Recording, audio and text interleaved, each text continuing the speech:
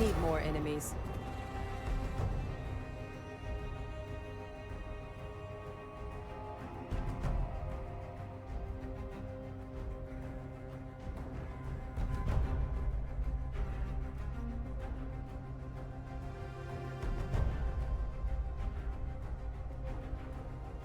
Seriously? Seriously? Lame.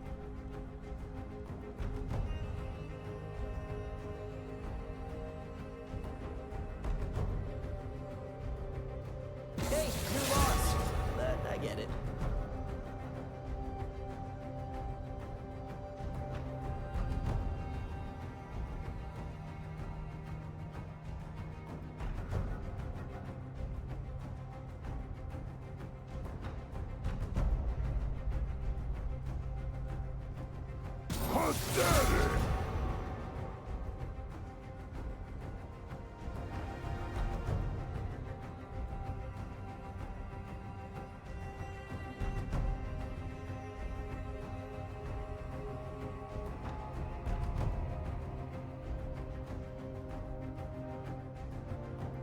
Yeah, yeah.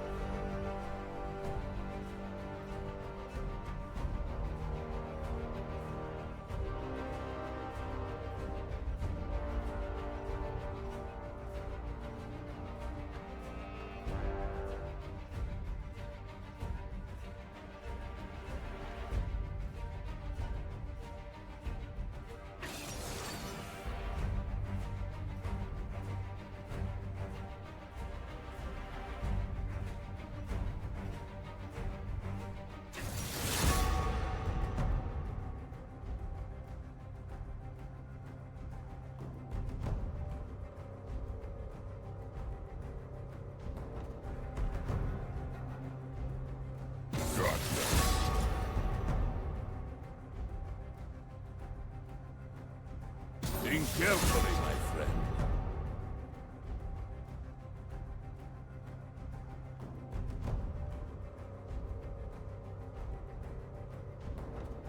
Your Emperor shall return.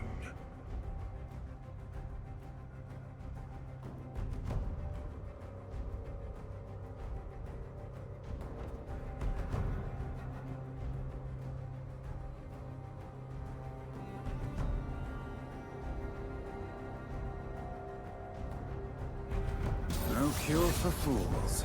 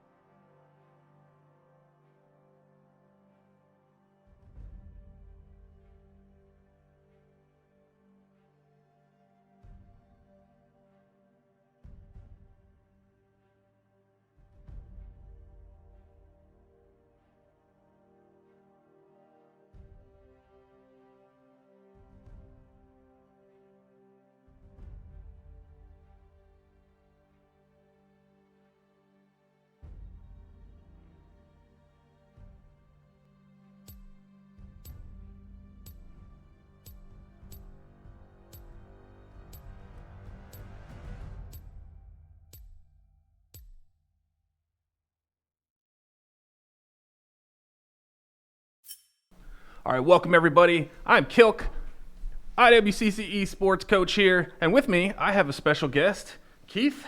Hi, everyone. Keith came in and he's helped us out a little bit on some pick bands, helping the players out a little bit, fine-tuning those skills. What'd you think of the team so far on your first foray out here of League of Legends?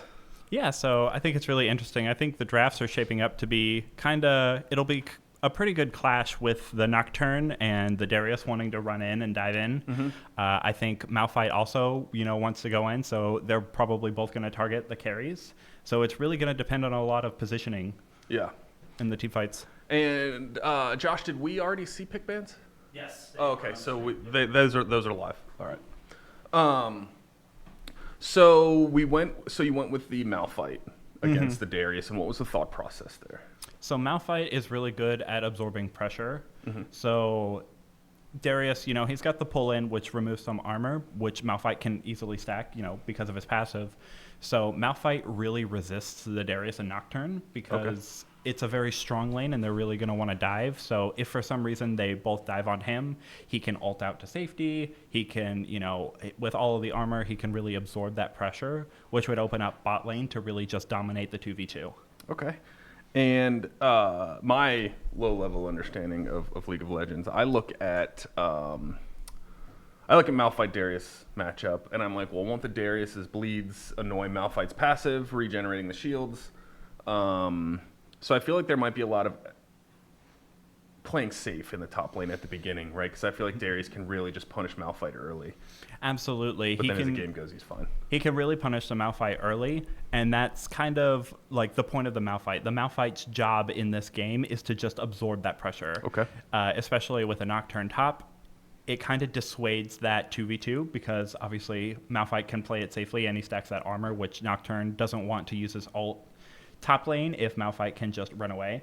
Yeah. So it's about absorbing that pressure and creating that isolated 2v2 in the bot lane where MF and Zyra can really shine. Yeah, and that was a fun pick, right? I know the guys love playing the MF Zyra combo. That's one of their more entertaining combos. I know Bones is an incredible Zyra player for the amount of time that he's been playing this game. Like, he's only been playing this game for like 2 months. Yeah, and he's got a lot of good fundamentals. So once he gets the experience, he can really develop into a really gifted support player. He's already got a lot of good mechanics down. He just needs to really fine-tune those micro adjustments in game, and he can be a really good support player. Yeah, I was blown away. Like, normally when someone starts learning League, it's not an easy process, right? There's just so much to know. For sure. There's a lot of information in this game now. There's, 160-something champions now? Yeah, I think it's 166 or something wild. There's, different runes. There's different matchups you need to know with all the different champions. Yeah. There's even variety in the game with the different kind of elemental dragons and all the buffs that they give. Right. With the new season as well, season 2024, there's extra changes like different variations on Baron. And the Void Grubs was a really cool addition, and riding Shelly, that was awesome. Yes, with all the different Void creatures. So it looks like we're kind of getting into game here. So I think of all the different lanes, the most volatile lane is definitely going to be the bot lane. So they picked Janna to try and resist the power of the MF and Zyra. So it'll really come down to their positioning. They can use their range, which they'll have range advantage on the Tristana and Janna. And it'll be really interesting to see how the bot lane plays out. Now, is Nocturne able to invade on Sejuani? So Nocturne can brawl with Sejuani pretty easily. He can, be annoying. He can really get there, but the Nocturne really wants to power clear. Okay. That's the big thing. He wants to get that level 6. He wants to be able to dive in on a squishy target to get those kills to really start snowballing the game. So I think, personally, for him to invade the Sejuani, especially if he's got no pushing lanes, so bot lane should be pushing in their bot lane. Swain can, of course, push the Galio, and Darius can push the Malphite. So really, he would be invading topside if he really kind of invaded anywhere where he's got that safety of pushing lanes. Yeah, and it seems like, now that you've explained it, it seems like there's a lot of risk to him invading, because if it fails, or let's say he does end up getting killed, he's so far behind.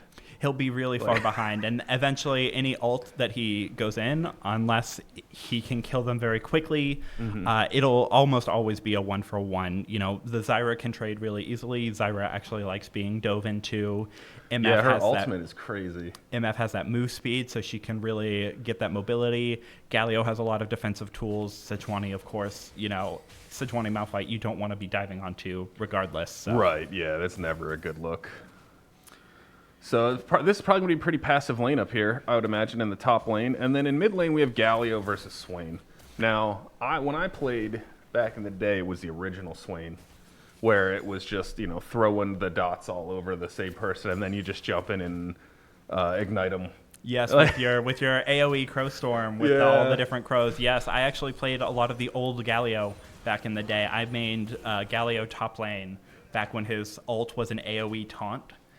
So that's kind of what I played. Garen was always my permaban into that pick because all he has to do is silence you. But every lane is going pretty interesting. It's pretty interesting that the Janna and Tristana got the push level 1. Typically, you'd think the mage, you know, the Zyra gets the push early and they're able to push them out. So it's really interesting how that's playing out. Nocturne is just kind of power clearing. Oh, he got grabbed. Yep, Sejuani is kind of matching him in farm though, so that's pretty good.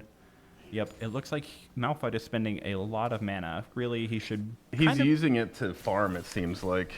He should let the Darius push into him, kind of like this is, and then it opens him up to safely farm under turret without the pressure of the Darius. Oh, unfortunately, Miss Cannon minion there. Yeah. He's going to want that back. -1 in chat, everyone. -1. So we've got Zyra and stepped MF. on the plant. Yep. Free ward. Kind of pushing them in. Darius missed that pull there. We didn't see that, except for everybody watching.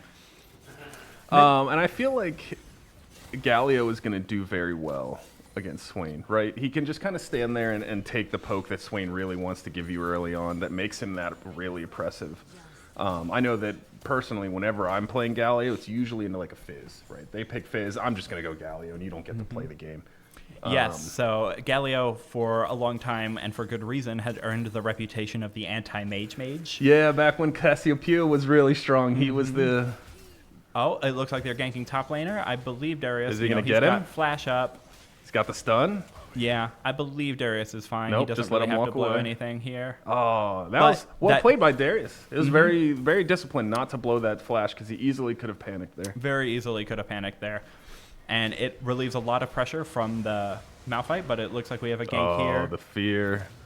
He's going to have to fly. Oh, the double flashback, yep. There it is. The wraparound with the Nocturne gank and the And he Swain should be setup. back immediately, so that's unfortunate. Nocturne does get that kill. Which is very good for the red team. They're able to kind of start snowballing early. It looks like Bot has that pressure, though, that we were talking about. They're up almost a wave. Zyra and MF are poking them out, and they seem to go really well. So their bot lane win con is working very, very well for them. Galio's going on Swain here, but I don't think he really has any kill pressure. Swain still has flash. He's got everything up. Yeah. So Tristana's got to be careful here. For sure, for sure. There's a bug with the Void Growth timer. It's kind of like putting it on top of the barrel. Oh, yeah, I saw that. That's all right. Void grubs are only really important right off the rip. So Void Grubs are up now. It is 5 minutes into the game. I would Zyra- expect Sejuani would want to take those, right? Sejuani and both Nocturne as well. Nocturne's already ahead, so he'll want to use that pressure that he can roam around the map. Oh, great it Q. With looks the like- stun? Could he get the... Oh, that's a solo flash burned in mid lane. Good That's job, exactly Galio. what you like to see. And for Malphite, it looks like he's doing pretty good on top side. Darius is about half HP. They both used their TPs to get back into lane, so they won't have those for a little while. But the game is panning out about exactly as everybody would expect. That early kill on Nocturne, that was really good pathing by him. And it looks like he is going for those Void Grubs, so he is really trying to accelerate the pace of this game. Now, if we knew that this was happening, if we should know that grubs are happening right now. We're taking Dragon, which is a great trade. You know, if you're going to give their jungle or something, you want to get a trade back, right? It's objective for objective. Yep. I think, personally, Dragon is probably going to help us out a little bit more over time, especially if we can keep the prio on it. Yeah, so that is a Chemtech Dragon, which of course, gives you that tenacity, which is going to be really good for the Malphite, the 3 melee topside. It's going to also give you, I want to say that's like heal and shield power, which doesn't really do a whole lot for us, but it's definitely really good to deny from the Janna pick. Yeah. Where she can really utilize that. For the next dragon, I didn't really see what the next dragon coming up was, but it looks like we have a gank topside. Malphite should be fine here. He shouldn't really die to this. And there he it gets the is. kill. Yep, but he does lose this on 1-on-1, so yep, he should back off exactly Nice. as he's doing. That was well played. One of And the now- things that I've been talking to Ryan about in that top lane, because he wasn't our top laner last semester. I heard he was playing AD carry. And he played very well. He was very good ADC.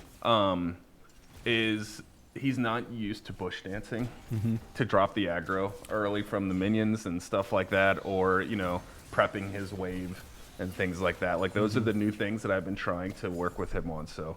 So I don't know if you noticed that, but Sejuani came down to gank bot lane, and I think it was a mistake for her to back off. I believe that they could have actually dove this 2v2 on the tower and actually killed them both. MF and Zyra are both full HP. Sejuani had a good amount of HP. I do believe they get that kill. And Janna has no mana. And exactly. Trist is staying, right? But it looks like they are going to try to bait this a little bit, right?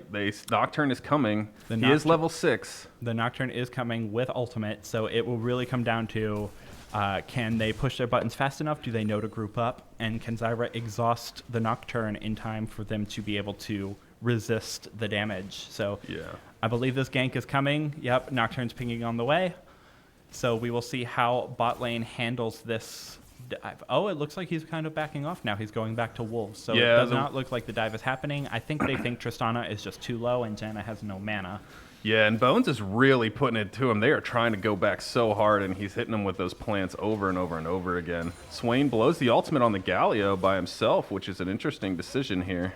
Yep. Especially since Galio can just walk away. Unless I guess he grabs him out of it, right?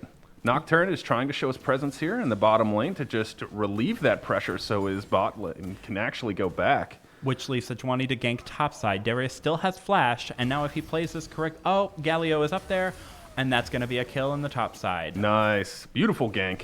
Yes, they should have given it to Galio, I believe, but either way, that gives Malphite time to farm, and he's doing very well into the Darius pick. This Malphite is going to be very tanky for this Darius, this Nocturne, and this Tristana to chew through.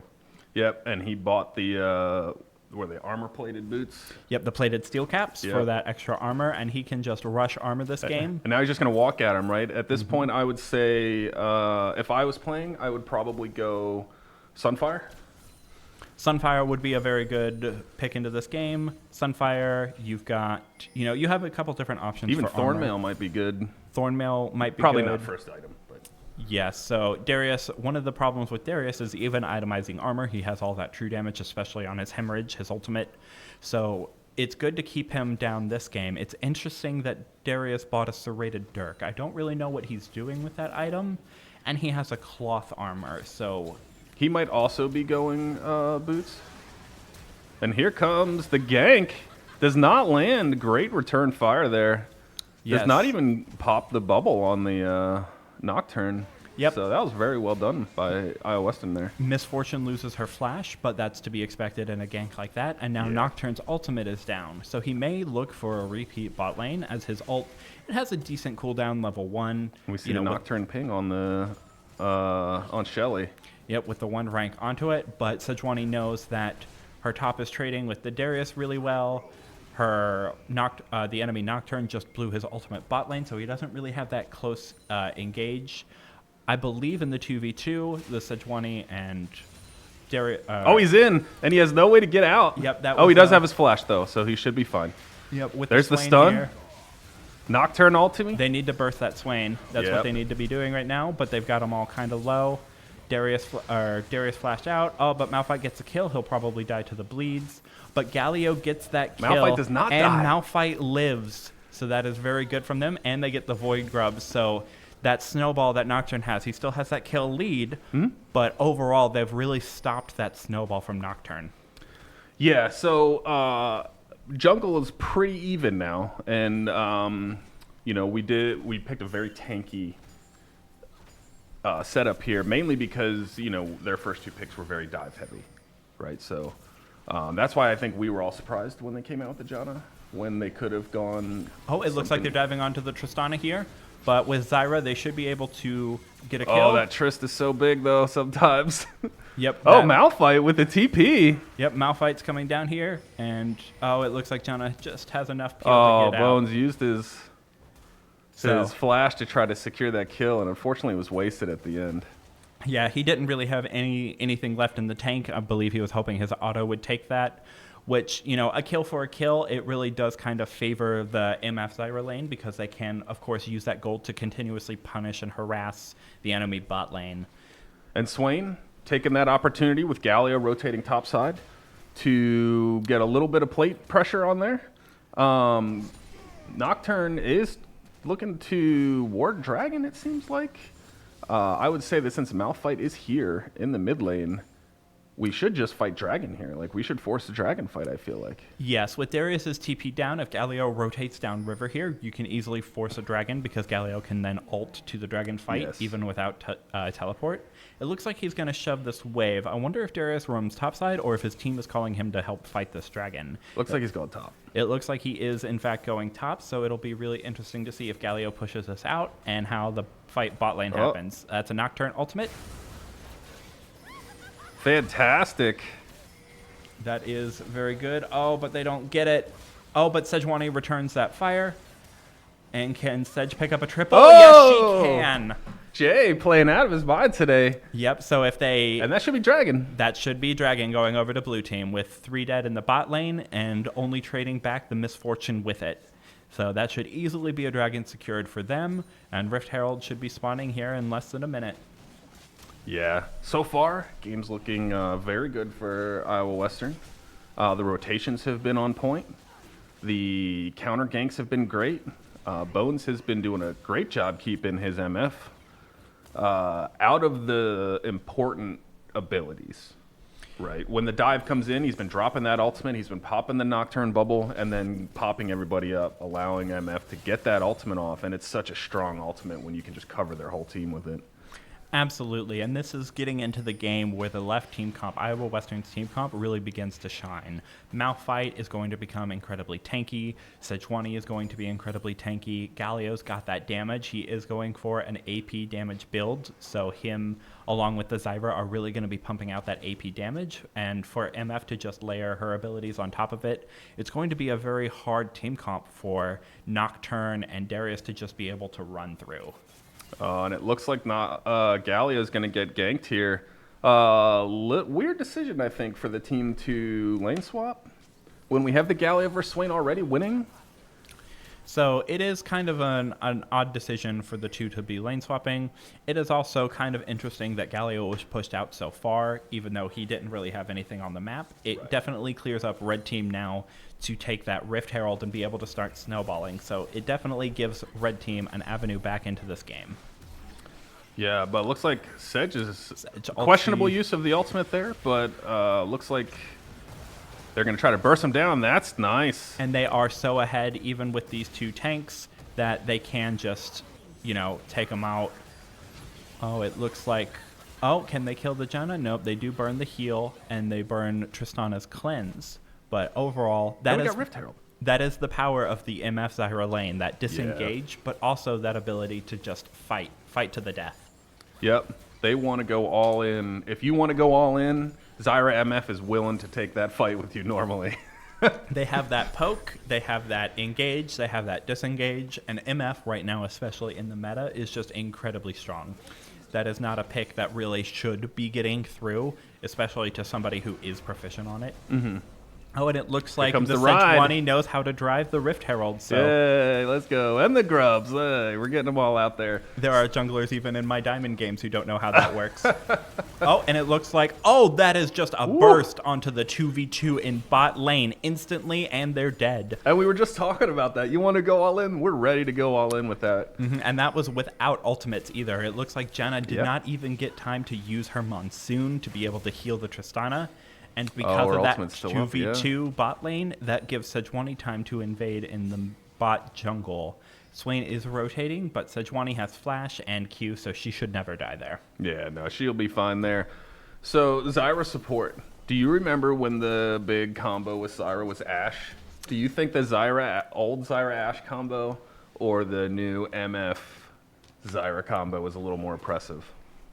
So I do remember the Zyra Ashe lane, which is incredibly funny because we were just talking about that. One of the the most famous best of 5 series of all time in League of Legends history is SKT versus, I believe it was Rox Tigers back in 2015 with the Ashe Zyra lane, in which Gorilla of Rox Tigers actually answered the Ashe Zyra with Misfortune support. Oh, So okay. it's kind of like an old battle of history there between what's more oppressive. I would believe the Ashe Zyra, because of that enchanted crystal arrow, just holds them in place for Zyra to do all Yeah. of the damage. But Plus the slows. You slow them, it makes it so easy for Zyra to just lock them down. exactly that. The amount of CC was just so wild. That passive on Ashe, that frost shot, being able to slow them by 20% makes Zyra's job so easy in game. Misfortune does have that ability with her Make It Rain, her E ability, just like that. Uh-oh.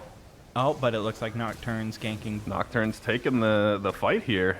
Yep, and he will win this. This is not. Oh, we got a trade, though.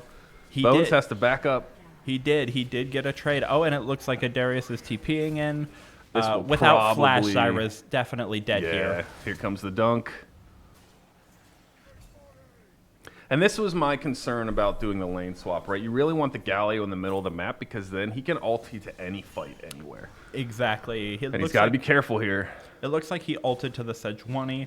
As of right now, Galio still does have damage, so they can take this fight if they so choose. It is a 3v4, Looks like they're so gonna it back is up. not recommended.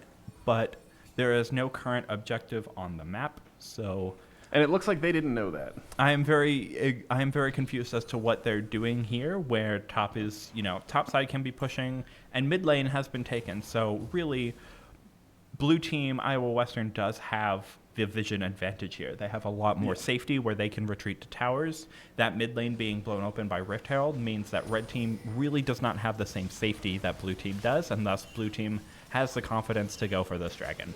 Yeah, and we are going to see Mountain Dragon here, which means it is going to be a Mountain Soul in the end. So that'll be nice, especially for Sejuani and for Malphite. Like, that's huge. Yes, for the three tanky, even Galio, who is building full damage, will still be relatively tanky in the grand scheme of things, being a melee mage. So that is a very lucky roll for blue side. We do see the TP from Galio going top side. I do, and I still think that is a mistake. I do Swain believe, uses his ultimate to try to stay away. and I believe he will have the sustain to keep himself alive. Malphite and Sejuani are not known as being the highest damage dealers in the game, but that is a big teamfight ultimate blown. So with Dragon being taken, it shouldn't really result in two things unless blue team decided they wanted to really push their advantage and try in a 20-minute Dragon. But it should be fine. Oh, Tristana with a goofy jump there. I don't think that was intended. I feel like that was probably something she was not intending to do. Great stun there on Nocturne, and that is a clean an ace? 4 for 0. Darius was not in that fight. Oh, Darius, yeah. So this should be an inhib at 20 minutes. It should be a 20-minute. Oh, Darius inhib. is going to get the execute, though.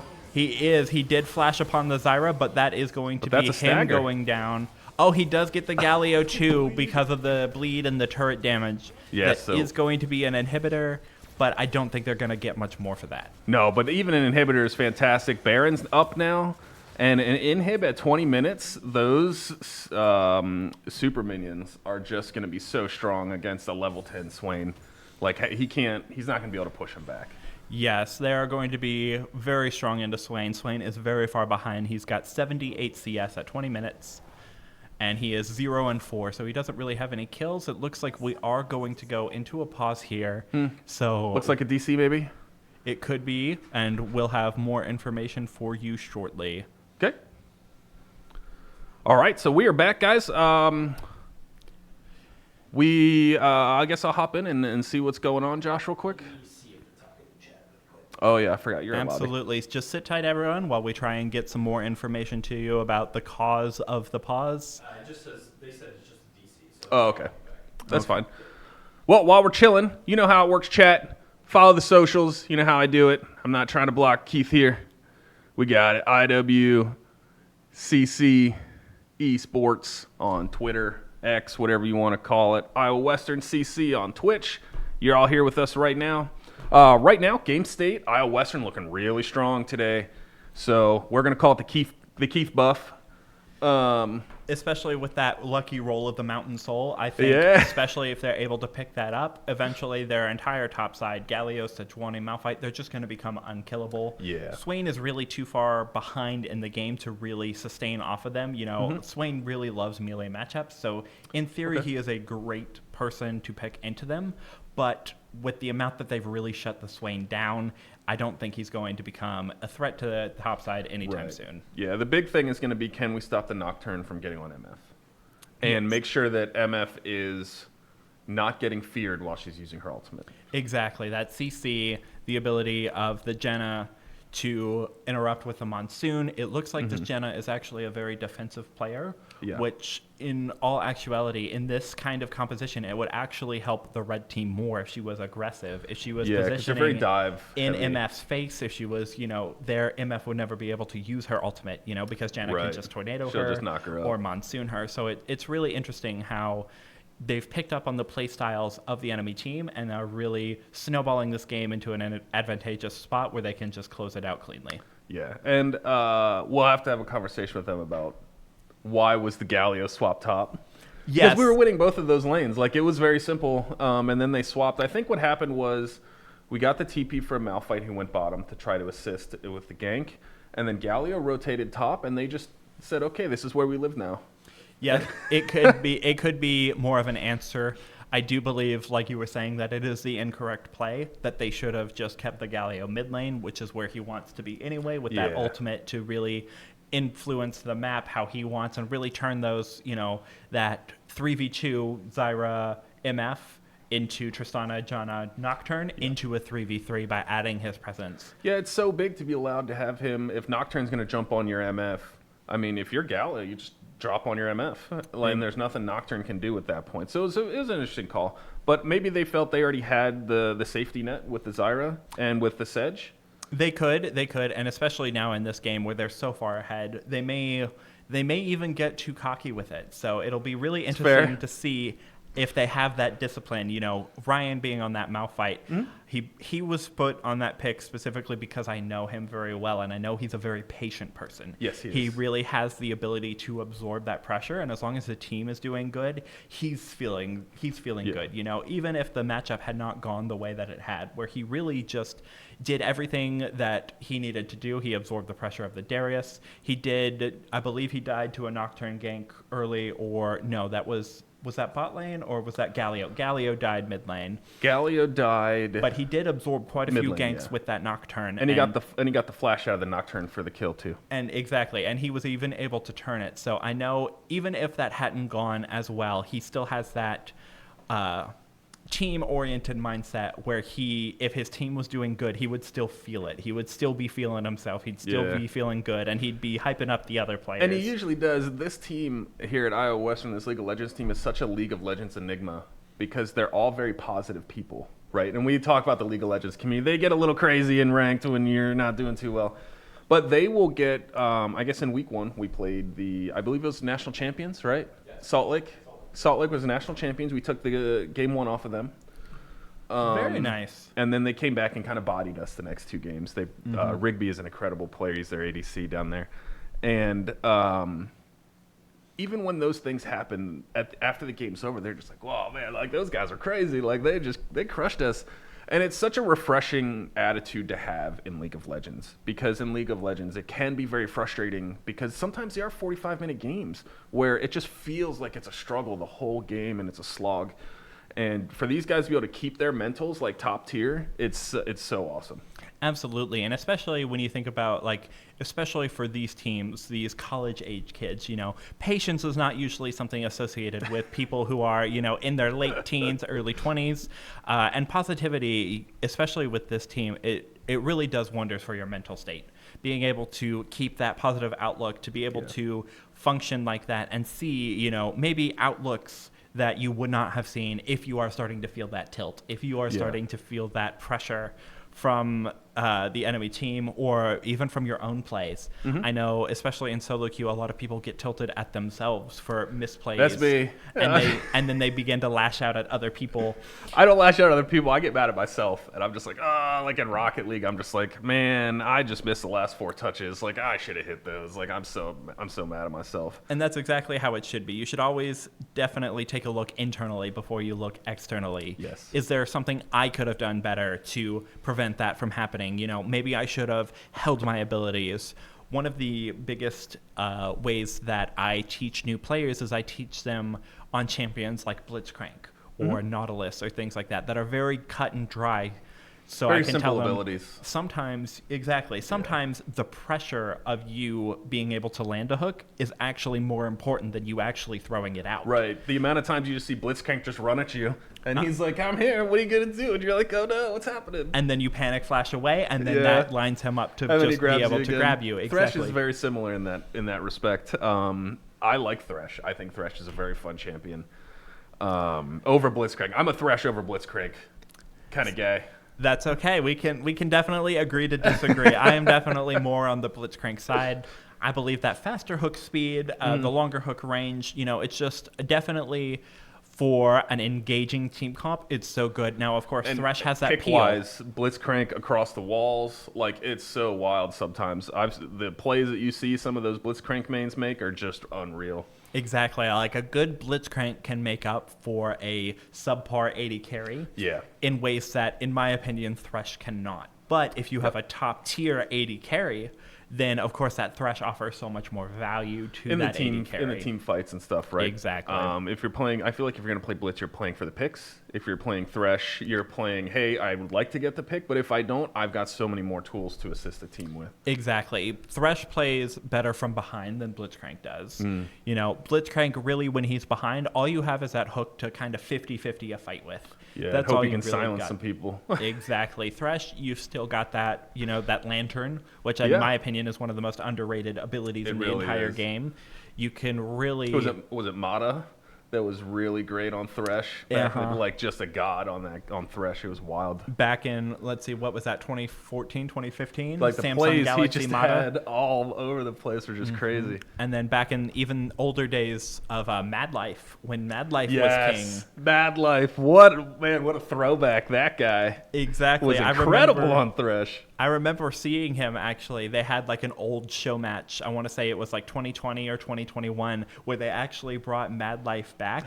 And let me tell you, he still had it. He still predicted flashes with that hook and then threw them into Lee Sin Qs and all of that other stuff. I mean, some of those guys never lose it. They might not be in the pro leagues anymore and, grinding and stuff like that, especially on the Korean side because, they have mandatory conscription, military into the service military. and stuff like that. Speaking of, Faker got exempt. the first exemption, I believe, for an esports player in Korea. So him along with his teammates for the... They all got it? Yes. Wow. So one of the things... Great for them. One of the things is for... in Korea, they do have that mandatory conscription for the military service. Oh, But- we got a... So their player is trying to reconnect, but getting a black screen. I'll make you guys see chat. I can't. Yep. So give us just a second, guys. We trying might to actually figure go to out- a break here to figure out the tech issues, and then we'll be back. It's on their end. There's a little video about it. Yeah. But it'll give me a chance to talk to Coach Prescott and see what's going on there. So we'll be back, guys. I'm Kilk, one of the esports coaches here. I'm here with Keith, fantastic League of Legends player, obviously in his own right, tons of knowledge. Thank you so much. And we'll be back here in a few minutes with you guys for some more Iowa Western League of Legends play. See you then. All right, chat. We are back. We're testing lobby. It looks like Northwest just had a DC on their mid laner, and it seems like the League of Legends clients are being a little goofy right now. Is this just me getting white hair? I'm getting old. I'm an old gamer. What can I say? So give them a little bit extra time to get their player back in. Obviously, we don't like to rulebook people, so we just want to play the game. We want to have a good time, and game state's looking good. Absolutely. We definitely like to have fun, especially here at Iowa Western. That's, the point of the game is to play it and have fun. So we want to give them all the opportunities that we can. The state of the game is going very well for Iowa Western, especially that 3 top side. They're really kind of just rocking and rolling. 3 deaths on the side of the top side total. Oh, we're getting on. What'd you say? We're gonna resume. Awesome. They're gonna play it out. So we did give them the option, Chad. The rules technically say they have 10 minutes after pause to come back, but we like to have good faith with as many of the colleges that we play against as we can. So we gave them that extra time to get their player back in, and or they could have played 4v5. They could have just said go next. I mean, we have an inhib at 20 minutes. Like, that's a pretty dominating game, but we were just told they want to play it out, which is fantastic. We love playing the game. So shout out to Northwest for wanting to play the game out and keep it going. That's huge. Absolutely, and especially in a game state like this, having that time to really talk it out. I mean, they don't, reconnecting a player, getting them back into the game, that's kind of its own issues, but it gives everybody, time to really also, it looks like he is reconnected now, so we should be resuming here in about a minute or so. It really does build that faith and that trust with other colleges, to be able to say, oh, well, this happened, but they gave us this time. So really, really builds that trust and that faith about a game that we all enjoy and we love playing. Yeah, and it's esports, right? There's always tech issues somewhere. We're always, unlike a game we'll call, like, say, soccer or football or baseball, we are basically at the whims of the internet and our technology.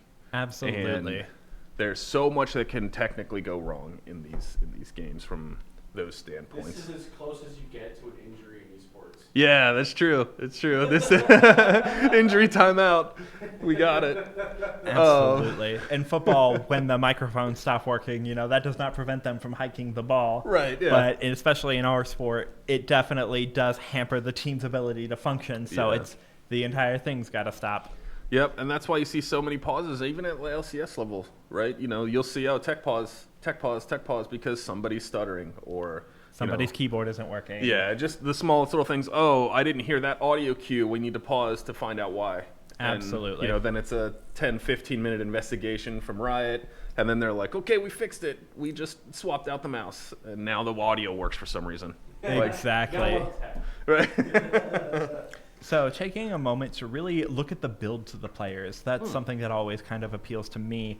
The Serpent's Fang from Misfortune is a very interesting choice here, given that really Janna is the only one who has any sort of shields on her E, and usually she maxes that second. So she should be starting to max it now, but she doesn't have a whole lot of AP. I like the Yumu's pick. The Serpent's Fang I would trade for something like an Edge of Night to really resist those Swain pulls or that initial burst damage from the Nocturne.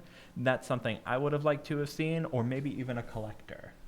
Yeah, and when I played Darius, when Darius first came out, it was Black Cleaver first all the time. It was 100% Black Cleaver first. Like, there was never a reason not to, because the bleeds proc it. Looks like got a freeze here, or is that just on? I know this happens when the game unpauses because it's trying to catch up. Catch back up. Oh, okay. They're still 3 minutes behind. Yeah. Okay. Yeah, So it does that after an extended pause, or not even an extended pause, even like a short one. It'll do that. For a second. Okay. That's understood. Technology, right? Gotta love it. So I think Zyra, I believe with the giant belt and that amp tome, she may be rushing a Rylai's next. So we've talked about this, and he really likes Rylai's on Zyra because of the slow ability of her ultimate. Like, nobody gets away at that point if they get knocked up. And that ability to slow them down, slow down their melee champions. Rylai's is super good into bruiser champions like Darius. Nocturne, of course, has that dash, but once he uses that dash, it's really good into him. Swain has no mobility as well. So Rylai's is a really good choice in this game. I really do like that. For Galio, the Storm Surge Rush, that item was so OP when it came out at the start of this season. Yeah. It was really busted, and it looks ultimate like onto the Tristana. She gets the flash and the rocket jump out. So onto the Tristana. Was that worth if you were Malphite? For the Tristana flash, I believe absolutely. Now Malphite can just TP topside, really get that Baron. and they can really blow this game open through that open mid inhibitor as long as they can keep Nocturne out of the pit. He does have that ult, but with that pink ward, I don't think he can see anybody in it. Oh, He's waiting. His flash is almost up. Yep, it looks like he could be trying to get in that. But they're trying to keep him out of the pit. Will they be able to kill him? Nice. They will, and Perfect. Sejuani should secure that easily with the smite. And chat, did you just see what popped up on screen? It said Jay is dominating. Team J, right here. We're here for it. So it looks like they're trying to chase down some more kills. I don't believe they'll really be able to do much here. They should be able to push, especially with Baron. Misfortune still has her ultimate. Oh, It Jay's looks- godlike now. Uh-oh. They were able to catch the Tristana, and now with 2 dead, they may be able to push an extra tower, but I don't think We're they a have little the low. minions. We in should order be to going do so. back. Absolutely, and you should be going back because of the dragon timer. It is spawning soon. They should really be looking for that mountain soul, because that'll just allow them to snowball this game and really become unkillable with this 10k gold lead. Yeah, it's going to be really rough for Northwest here. Personally, if I was Iowa Western right now, I would get ready to rock Dragon at 20, and then I would 5 push bot. Pushing bottom lane would be very good. We have all towers still up. You know, there's no reason not to 5 push bot. Exactly. It's not like Northwest can really fight you 5v5, especially with Baron. You could even do like a 4-1 if you wanted to. With Galio? Really clean it out. Yes, Yeah. with the Galio top lane, or, you know, being able to really buff up those supers and really get it into a good position to clean it out. They are taking Mountain Dragon, so that will be Mountain Soul for them, That's only their 4th. which is Soul. Oh, that's Soul. Yeah, you're right. So they okay. should be able to really get that soul and clean this game up. There isn't really much to say for the red team unless somehow they really pop it off. I see Swain definitely going for that Leandries and that Haunting Guys build. I've seen a lot of people do that. It's pretty strong because of the constant damage it is putting out. He is putting out quite a lot of damage. I think, especially at this point where he doesn't have enough gold to finish an item, it is correct. If he was a little bit more ahead, I would have liked to have seen him go Rylai's into the Galio Sejuani Malphite. That would also have been a really powerful choice for him. Yeah. But, you know, the team, it is where it is, and that's... Just need to play slow here. Let the winions do the work, or you just win the game. You know, And- there's that too. Nocturne jumping on the Misfortune. Oh, what a great save there by Jay, coming in at the last moment. And that's Malphite going to goes be down, game. though. Janna is the only one up, and that's going to be Iowa Western cleaning this one out. Nice. Awesome. Well, that was a fantastic win for Iowa Western. One of the most dominating performances we've had in our League of Legends games, I would say. So shout out to the guys for taking game 1 down. Shout out to you for coming in today and helping out on the pick bans and, you know, working with some of the players. It seems like it's really paying off. So Absolutely, my pleasure. You guys don't know any stats or I mean, the biggest thing to notice here is that Jay never died. Jay never died, and what's also interesting to note is that the Zyra of all champions had the most damage in the entire game. In the whole game, yeah. Bones' damage output on Zyra is constant. Like, he's always throwing the plants out. He's always getting the auto attacks off him. So, and there we see Rigby right there. That's what it... Absolutely. Being able to keep that bot lane down, keep that Tristana Yeah. and that Janna from being able to do anything. Tristana only had 50 more damage in the entire game than that Janna did. Yeah, and that's really rough if you're kept down Trist. the 80 carry. Yeah, they did a fantastic job. But we're going to take a break, chat, as we get the team prepped for Game 2. When we come back, it'll be Game 2 for Iowa Western versus Northwest College. See you then.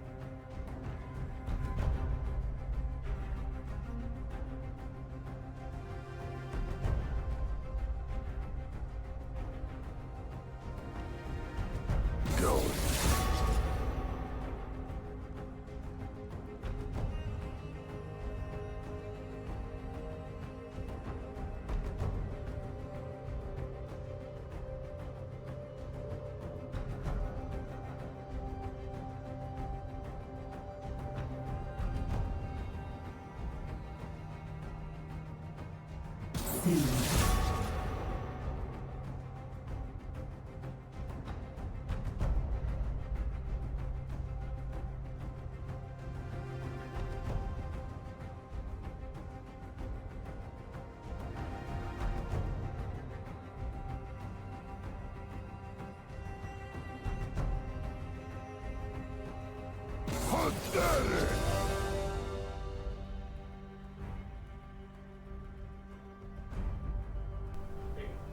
All right, guys.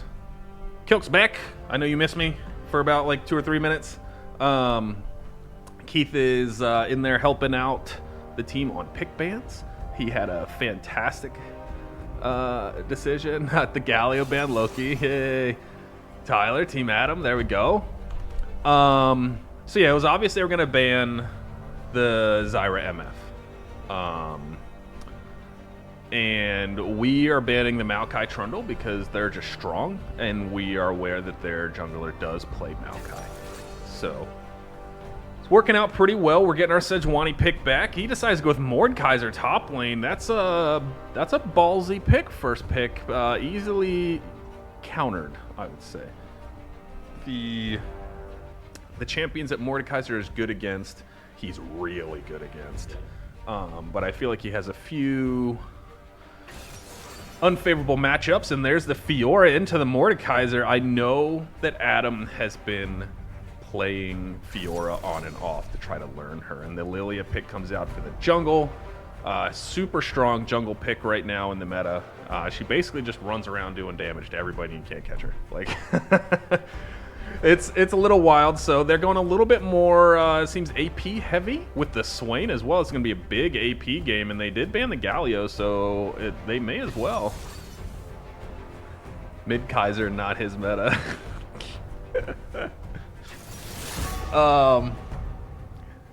The Milio, okay. We know that Bones loves his Milio. I'm interested to see what comes out of this because it could be a Lucian pick. Milio Lucian is a very strong pick if you're trying to get into that mid game, and that's kind of where Fiora shines as well. So it'll be interesting to see how this plays out. It's obvious that it looks like they want to play a Swain again, so I would expect a Swain ban maybe? I'd be very surprised if we just give it to him if that's what he wants to play. He clearly has a choice, but we did just beat the Swain, so can't fault him for that. I like the Milio choice. Bones has been grinding Milio. Like, he used to be a Tom Kench fanboy, but now I feel like Milio and Zyra have been turning into his primary picks. And they take out our Azir. They're scared of Jace's Azir. It's just fair. Jace's Azir is pretty strong. He's been playing that champion a lot lately. He's been getting, mechanically, he's been getting much better on that champion. So that was a fantastic ban by them. Hopefully we can ban Swain here. Oh, we go with the Rakan. Okay. I'm going to ban the Rakan. We don't want any, what is it? Zyra Rakan shenanigans. Rakan can do some weird stuff. He's a great engage support as well. Great knockups. So we'll see what they decide to go with the ban here. If I'm a betting man, maybe they take the I don't need more Senna. enemies. They're banning out our ADC. Sivir Milio. Okay. Okay. I'm down for it. I have not seen us play Sivir before, but we'll see how it goes. Is Bill in chat, or is he asleep? Hey. The Morgana, this is a lot of AP, so we're going to see what they're going to go with. No Bill. Okay. That's fine. They go with the Swain. Okay. Lots of AP on that team.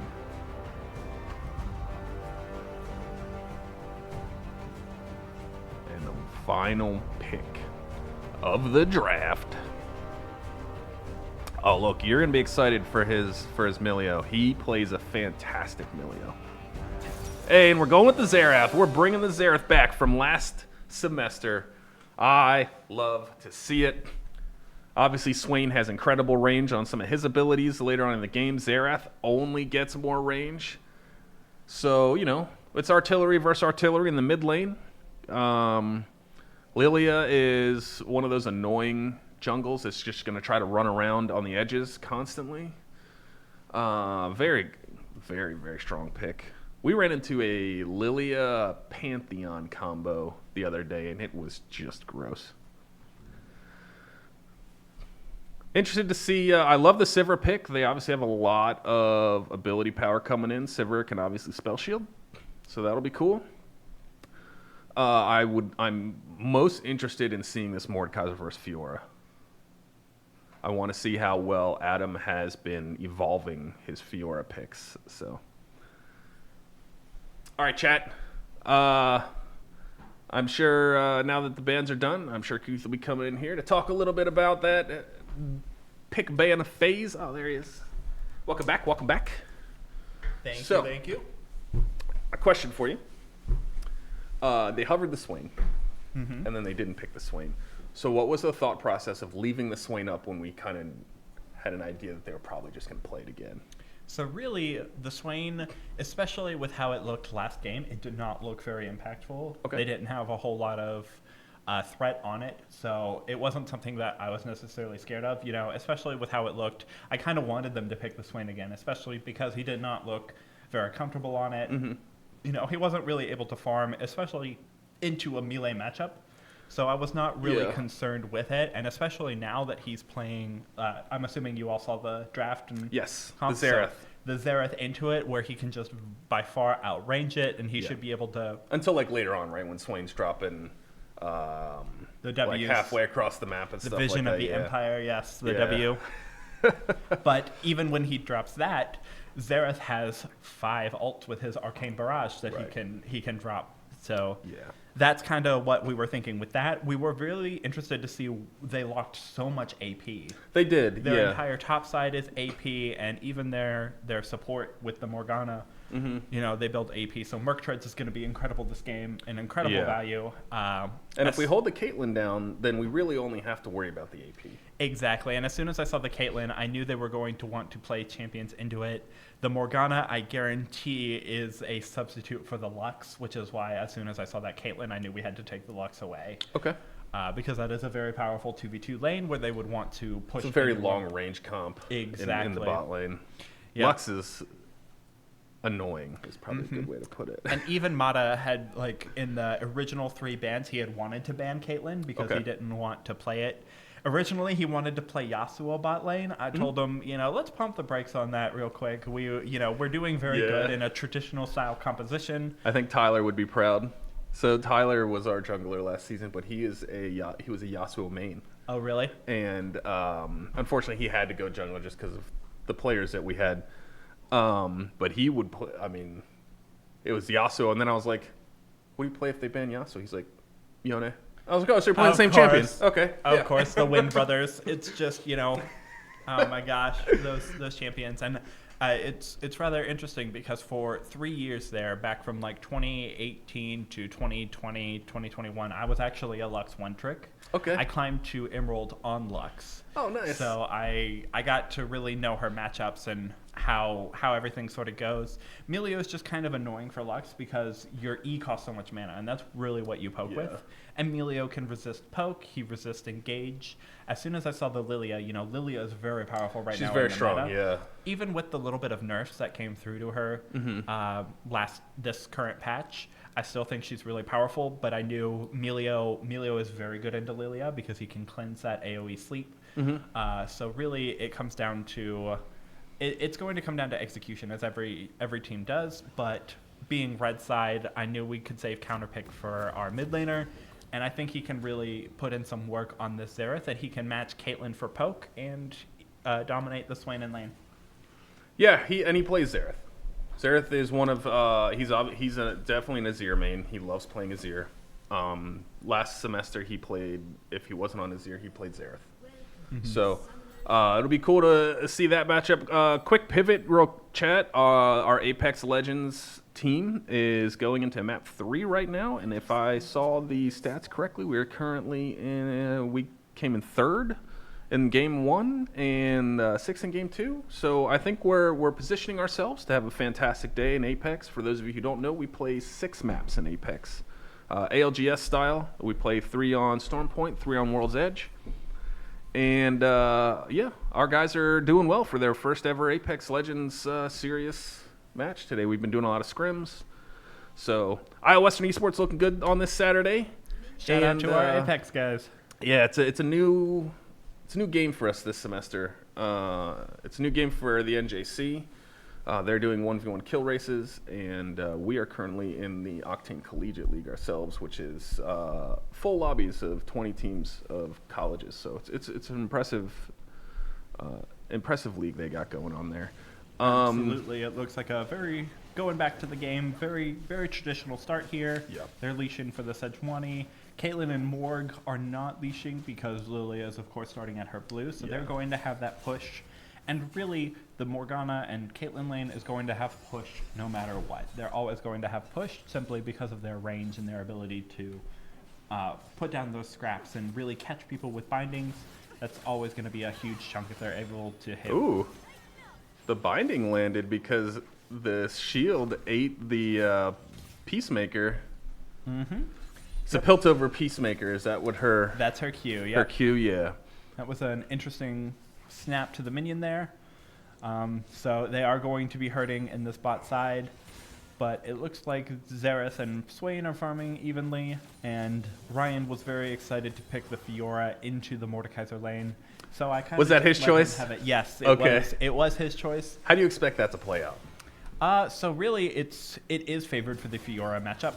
It is going to be very synergistic with the Sejuani, the melee champion. Really, that W. Okay, the parry. He can definitely time that better.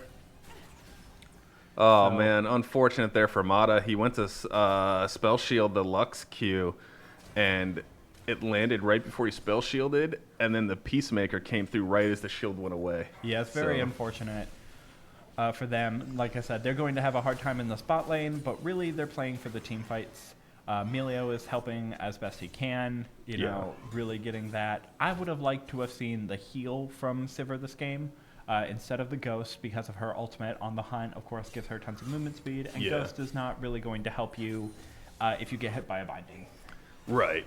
So, really, it looks like Xerath is kind of dominating on this mid lane. He's doing exactly what he needs to be. I do like the tier start from Xerath. I think that is really powerful, and that's going to let him scale up fantastically into the mid to late game. I would really like to see... here comes the gank topside.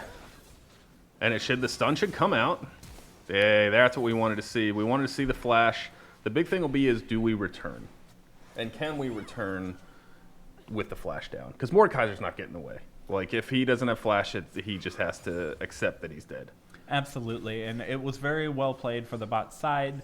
Lilia is not the best diving champion, so for them to have pushed our bot side, it is very rough for our bot side. But with Lilia unable to answer that gank, they still have all their sums, which of course, with the Caitlyn and the Morgana really healing up, they can sustain that, but it's going to be a rough time for the bot lane until they're really ready to scrap with them in the mid to late game. That Sivir 4-item, 5-item win condition. Oh, looks like she walked into a trap. Oh, but that is some very good turret damage onto that Sivir. Or onto that Caitlyn. Yeah, it looks like Mata's struggling a little bit with spell shielding those. And that is exactly how this Fiora matchup should play. This should be a kill here. Oh, he does not flash for that Vital proc. I was expecting him to flash Vital for the last hit. True damage. Yes. Yeah. Do you think that would have killed him, though? It seems like he had like 130 health. Yep, with the Vital on the true damage and the extra damage from the Q, especially if he's able to reset with his E, I believe that's 100% a kill there. Okay. Looks like First Dragon is that going to be Chemtech? Doing a little repeat? That is a little Chemtech Soul, yes. So it is kind of interesting in this game for Iowa Western. We have a different win condition on this team. Bot lane is really there to just farm and scale up. It is the mid lane and the top lane, the solo lanes, that are supposed to dominate lane and really snowball through that effect. Yeah, because the Sivir is so strong with her ultimate when it's time for a team fight, right? Exactly, and really she's just there to kind of resist the Caitlyn with, farming from Q from range and really being able to spell shield that ultimate, and even the Q, the Piltover Peacemaker and the headshots, really be able to hold her own and absorb that pressure so that the mid lane and the top lane can really kind of style on the opponents. Yeah. What I would like to see is Mata really needs to... Oh, he's using the riposte so well there. Every time he gets pulled in by the Mordekaiser and Mordekaiser tries to land, I don't know the name of the move, he just riposts every time, and it's so good. Yeah, so he's doing It's gotta very be well. frustrating.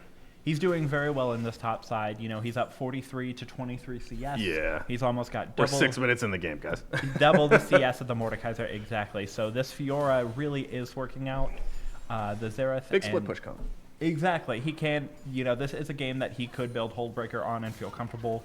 Fiora is not the best team fighter champion, but if she's so far ahead, then it really does not matter if she's Right. not the best team fighting champion. If she jumps on Caitlyn and she's ahead, Caitlyn just dies in like 3 hits. Exactly. And no spell shield from Morgana is going to do anything versus the Fiora damage. So I would like to see Mata spell shielding those Morgana Qs a little bit more. It seems like his spell shielding has been a little bit off, and here's that gank we talked about. So it looks like he has ulted the Sejuani. They are in the death realm. Really, Fiora should be positioning really close, and it looks like Xerath is ulting. So give that kill. Nice. Yeah, exactly. Oh, and it looks like Lilia has The gank bottom. ganked Yeah. bot side. So they are here. Oh, that Morgana W. Nice. It looks like they're dodging Nice. out. Keep going. One more auto and a Q, I believe, would have been enough to kill that Morgana. He has to be careful here because that Caitlyn, if she hits 6, she's going to hit him with the ulti. But as Sivir, you just block it usually. Yep, you can use that spell shield to really block that Caitlyn ult. It looks like they are going to be able to get plates here. Unfortunate, but it is to be expected, of course, in a Morgana Caitlyn lane. Yeah. That's what they're there for. They're there to dominate lane and really kind of cycle that pressure into the mid game. They're holding on pretty well as long as they can keep their cool and prevent from tilting. I believe this game, especially with topside being so far ahead, they can really put pressure on their topside and blow the game open through topside. Yeah, and it's surprising how much damage Mata is taking as a... Oh, It looks he like got he's the getting stun! aggressive here. That Xerath, Oh, he got the flash. And it looks like Jay is in a little bit of trouble with this Lilia. I believe, yep, he should just die here. Yeah. That Lilia, yep, she's got a Haunting Guise and a Rylai's Crystal Scepter, or a Blasting Wand. Yeah, Maybe she's gonna do a building lot of into the damage. Rylai's, or could be building into like a Rift Maker. So it definitely... That Sejuani is there to really push the solo lanes and really be able to help them out with peel and engage. Yeah, it's going to be important, I think, for us to really get that Fiora ahead, right? Once she starts split pushing, if he can't handle her, she's just going to walk it down. And as long as we have enough presence on the map to force them to send 2 or 3 people up to deal with the Fiora, it should work out pretty well for us. I would have loved to see that kill instead of going onto the Xerath. I would have loved to see it go on the Fiora, but small margins of error. Yeah. The Xerath, as long as it isn't on the Sejuani, that's really what you want. Xerath should be using that kill to really put pressure onto nice the spell Swain. shield, perfect. Very good from the spell shield and from the Melio. It's when abilities are down like that they can really force trades. Sejuani is here, but it looks like Lilia is as well. So Sejuani's just going to back off. Really, especially now with Xerath, Sejuani should be putting pressure onto the mid laner. And Jay's got to be careful here. allowing the Swain or allowing the Xerath to kind of roam into river and be able to drop ultimates down onto bot lane, which would really help relieve that pressure from the Sivir and the Melio. It looks like Fiora here Adams, has taken... Fantastic movement here. That's exactly what we want to see from the Fiora. Oh, this is nice too. Very nice trading from the Xerath. Fiora is trading very well into the Mordekaiser as well. She is up quite a lot of farm, especially on this Mord, and that's really going to open Fiora up. They really should be, Sejuani should be utilizing the abilities of her top side. You know, Void Grubs are still up. They should have been taken quite a while ago because of the push that Fiora has and the way that Xerath is able to push Swain. I would have liked to have We saw seen- Lilia take the grubs. that is right, when she killed Sejuani there. It's this round 2 of the grubs, I believe. Yes. So, yeah, there's still more grubs up, which they should be able to even this out pretty well. It looks like Sivir is just kind of on her own right now. Here comes Lilia. She wants to go in 3v1. I mean, that's crazy. Yes, but Xerath doesn't really have any mana. He's not really contributing a whole lot to this. Oh, and he that got is going to be soloed. a solo kill onto the Fiora. Yep, this is kind of a horror for the red team. Yep. What really should have happened there as soon as the Lilia started engaging and Adam saw that Mordekaiser wanted to go down. If everybody just turned and walked towards Mordekaiser rather than like really try to focus on let's make sure we get the grubs, Absolutely. I think it would have worked out a little bit better.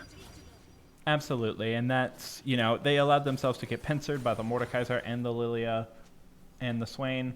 He's going to try to go for it. Yeah, I don't believe he has the damage Oh, here. no. And he's going to get crabbed. Yep. So it is. That's half his health gone right there. And that should be a kill there from the Caitlyn.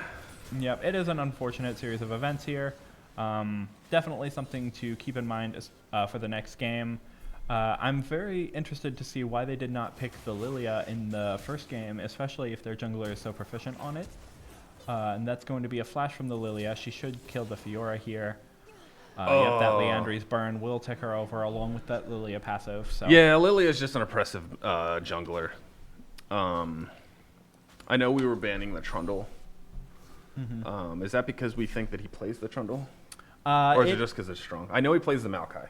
Yep, it is a very strong pick, and especially into the Sejuani for that engage, it really does dampen a lot of what Sejuani wants to be able to do. She wants to, you know, frontline for her team and really make those engages. But with the Trundle in the game, it really makes her presence almost non-existent. So it's one of those things. The classic anti-tank. Exactly, with that ultimate, his subjugate there. Yeah. For top lane, because top lane, it can be a flex as well. It can be flex top lane, it can be flex in the jungle.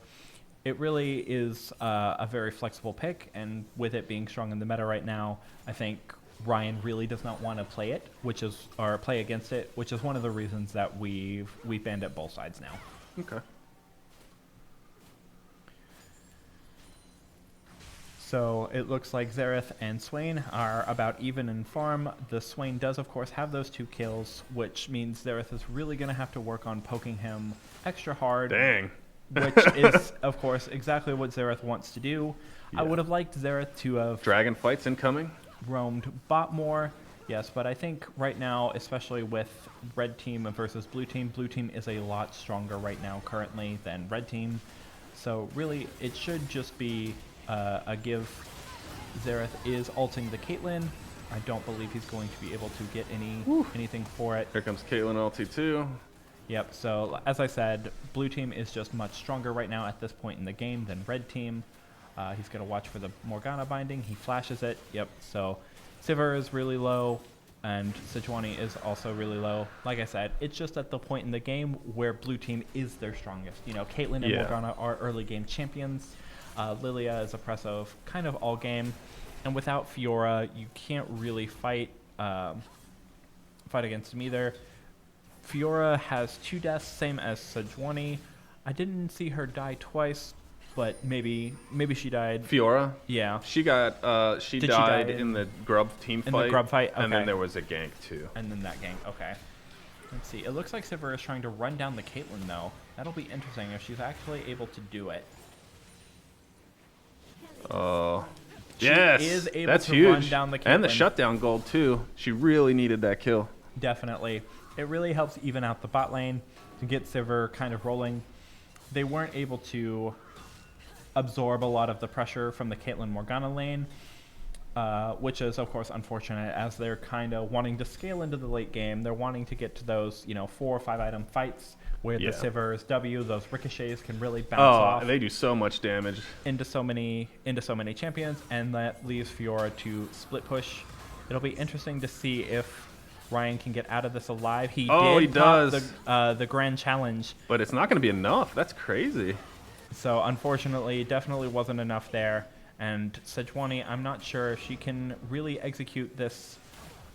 Speaking of executes, Morgana, Xerath does get the Swain and does get that shutdown, which is big for the game. It really does allow Xerath to kind of scale up. that Caitlyn skin is so funny when she's running. Yes, it is. It is quite a funny skin. I'm not Mordekaiser sure. decides to stay. Yes. Oh, that's because Lilia's coming. You really Lilia want to is see Jace coming. move away. Yep, so Lilia There does it have goes. her ultimate, Nice. but she does not have flash, so Jay should be fine. So a few things going correctly for us, right? Jace is getting his kills on the Swain, which is huge. Lilia is back, trying to. Looks like she's doing Shelly, and yeah, there we go. That's what we're looking for. You want to spell shield that stun every time, and it's oppressive because she has blue buff now. Yes, Lilia should not be. Oh, hey, And the arcane Xerath. barrage from the Xerath does snipe that Mordekaiser. This Lilia being here and doing the Rift Herald, it is illegal. She should not be able to get dang. away with this. But we are missing quite a lot of abilities here. Fiora should be able to come in and Dang, she got a double kill with that? That did so much damage. yes, Lilia does have the hunting guys along with cooldown reduction boots and the Leandries. So really stacking up there was a mistake from the two of them. They should be able to play that a lot slower. Xerath missing his stun there almost does guarantee his death. Yeah. So it does. Oh, and looks like Sivir got hit with the Piltover Peacemaker, so she does not have the health to chase like she wanted to. And she's got to be careful. Oh, here comes the Shelly ride. The ride of the Shelly. Yep, and it looks like Jungle is going to take that as well into the inhibitor turret. Looks like Sedge is going to get pulled. It is very interesting. I do believe that, the Swain is kind of strong right now, but that is a byproduct of how the game has gone. It is not Yes. necessarily Swain getting those advantages himself. Correct. If you look at it, we're seeing a huge jungle swing, right? The Lily is 6-0 and 4. Like, that's crazy. And Caitlyn's got 133 CS. Absolutely. So it really came down to some misplays on the top side. Fiora had such a huge advantage, and that didn't really pan out the way that she had wanted it to, especially with the jungle ganks from the Lilia. And then, of course, bot lane being trying to resist the Caitlyn Morgana. They really just want to scale. So it comes down to how are you really going to shut down this Lilia? It comes down Yeah. to being able to catch her, with a Xerath stun, with a Sejuani ultimate, really being able to lock her down and burst her out with all of the burst damage from the Fiora, from There we go. from That the was Xerath. nice. Fantastic dodge of the abilities there by Adam. And he still gets that cannon minion. Yep. We'll So- give him +1 on that since he missed the very first one, I think it was. Yes, so it looks like Lilia flashed into the team.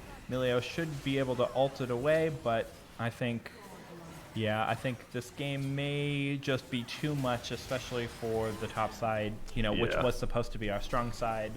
There isn't a whole lot they can do. Yeah, we're almost 10K down at 19 minutes. Very difficult to come back from. Doable, but very rare. So this might be our game to aka go next. Yes, definitely. Looks like if we don't come back, there's probably going to be a Lilia ban coming out. This guy obviously is a very good Lilia player. Absolutely. Definitely something to take into account for the next game. Like I said, the Swain, even Which is wild, in this it's game, not on his op.gg. I wonder why. even in this game, the Swain, he's built the Malignants, he's built the Leandries, but he still is not, he's just an outcome of the jungle, the jungle gap between the Sejuani and the Lilia, the pressure that the Lilia can exhibit, the pressure of the Caitlyn and Morgana lane. So they have a lot of pressure, and it doesn't seem like we're able to resist that pressure very easily. So, you know, it just comes back to draft and us going back to square one. Yeah, and that's, you know, this type of stuff happens in League of Legends all the time. So, not a big deal, but would have definitely liked to see a little bit better execution on early game, I think. Oh, he's going for it. He tried to get it with the LT. That's fair. I mean, you got to go for it, right? Absolutely, especially this far behind, you've got to start making plays, or you just lose. I think one of the... So I feel like bot lane got a little bit out of control when, unfortunately, Mata had a few missteps on his... let's get the stuns under the turret. Nice, that's huge.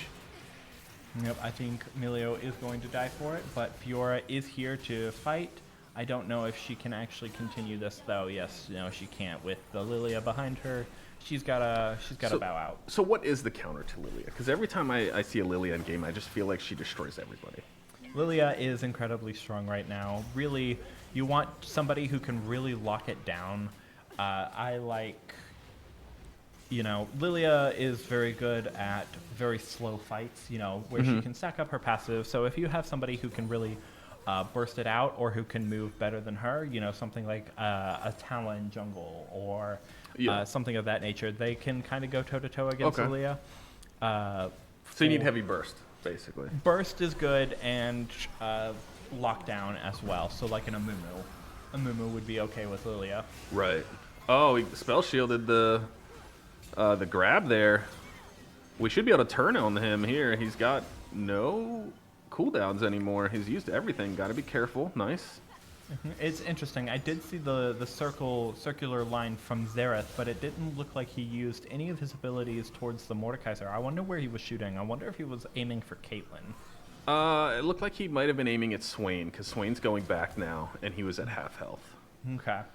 But yeah, I saw that too. We saw the artillery barrage line come out, and Mordekaiser was within range. Yeah. But he also might have felt he was still in the shroud. So Could be, yeah, and especially when it started, it is definitely something to look more to. I would have liked to have seen Xerath roam into the bot jungle more and casting some ults, you know, letting Milio and Sivir know, hey, I'm in river, I can supply you guys with ults so we can go on Caitlyn and Morgana and really put them out. That's what I would have liked to have seen more of, and, you know, really snowballing that way or relieving pressure, or seeing Sejuani mid more, you know, really keeping the Swain down. right. Because they are such a heavy magic damage focused team compositions, they are building Merc Treads like they should, except for, of course, Sivir building those Berserker Greaves. Emilio with the cooldown reduction is fine as well. Yeah. I think, you know, there are some things definitely that we can take from this game and come back from next I'm surprised Bones didn't go with the... he really likes the Staff of Flowing Water. Yes, so especially in this game, with the Staff of Flowing Water, Milio doesn't benefit from it too much because he does not do a whole lot of AP damage, of course. Yeah. And Xerath is the only other AP damage dealer on the team, so Okay. that really, you know, kind of kills that one. I would have liked to have seen, like, you know... So the like, Baron Steel attempt has to come through here, but Jay's focusing on red buff. Yeah, I think, especially with the Morgana patrolling there, there's just no way he's going to get into the pit. So it really comes down to being able to turtle here and really scale up for the Sivir. Xerath also scales very well into just about anything. He also didn't have his flash. Absolutely. So he needs to... He would have had to queue. It's the queue, It would have been a right? one-way trip. Yeah. Either you get it and, you know, the game state changes a little bit, or if I was the player, I would have gone for it because you're already down, you know, 14K. You might as well go for the play, right? Absolutely. The worst that can happen is you die and we're down 1 kill, and then they maybe push and win the game. But if you get it, you come back maybe 2K, right? You buy yourself more time for that Sivir to get those extra items. You want her to get her next item. You really want her to get that third item. And right now she's just so far behind. Yeah, so it looks like she's going Wits End second item, which I don't really hate, as they are all magic damage, of course. Xerath, Ludus, and Seraph's, very good items. Their itemization is actually very good. Let's see, Sejuani, is that a... That should be a death on Amelia, maybe? Nope. Nope. Milo gets out. So really for Fiora, especially as a tank item, and the Sejuani, I would have loved to have seen like a Kanek Rookern. You know, that item is just so incredibly strong right now. That was an incredible pull from the Swain. Yeah, Great that was really combo. good. And I think that's going to be game. That should be game. Yeah, right here we have, we're going to have 4 down here in a moment. I can't expect that Bones is going to live through this. Oh, but he has his flash up still. Hey, he's going to leave Jace. Jace, it's your turn to die. Yep, so that is going to be game. Well, GG's to Northwest for sending the series to game 3. They looked really strong there. Their Lilia was incredibly strong. Absolutely, definitely something to consider for the future. I don't Yes. imagine that will get through again. No, we probably won't allow that coming through. Also, I thought that the Caitlyn play was they played Caitlyn very well as well. And that was one of the ADCs that we saw on there when we were doing the scouting and stuff that we knew that they played. So, not too unexpected when we give them some champions. I would say that Lilia was the biggest unexpected choice. Absolutely. That was definitely something to take a look at, especially, you know, game 1. It was interesting that they didn't go for the Caitlyn or the Lilia.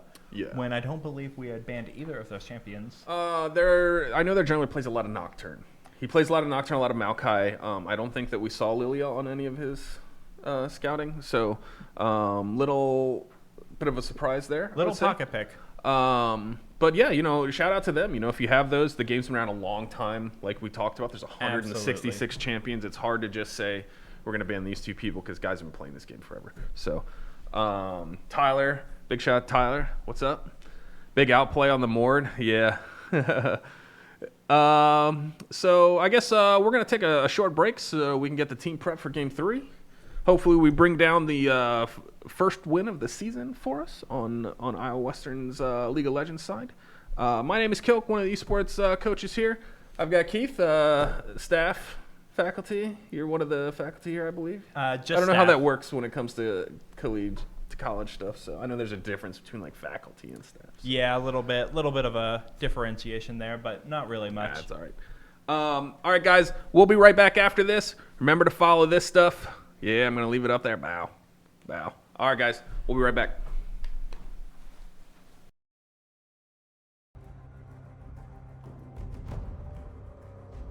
Just something from me?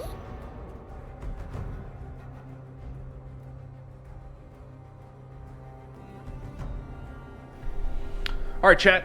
Kilk's back.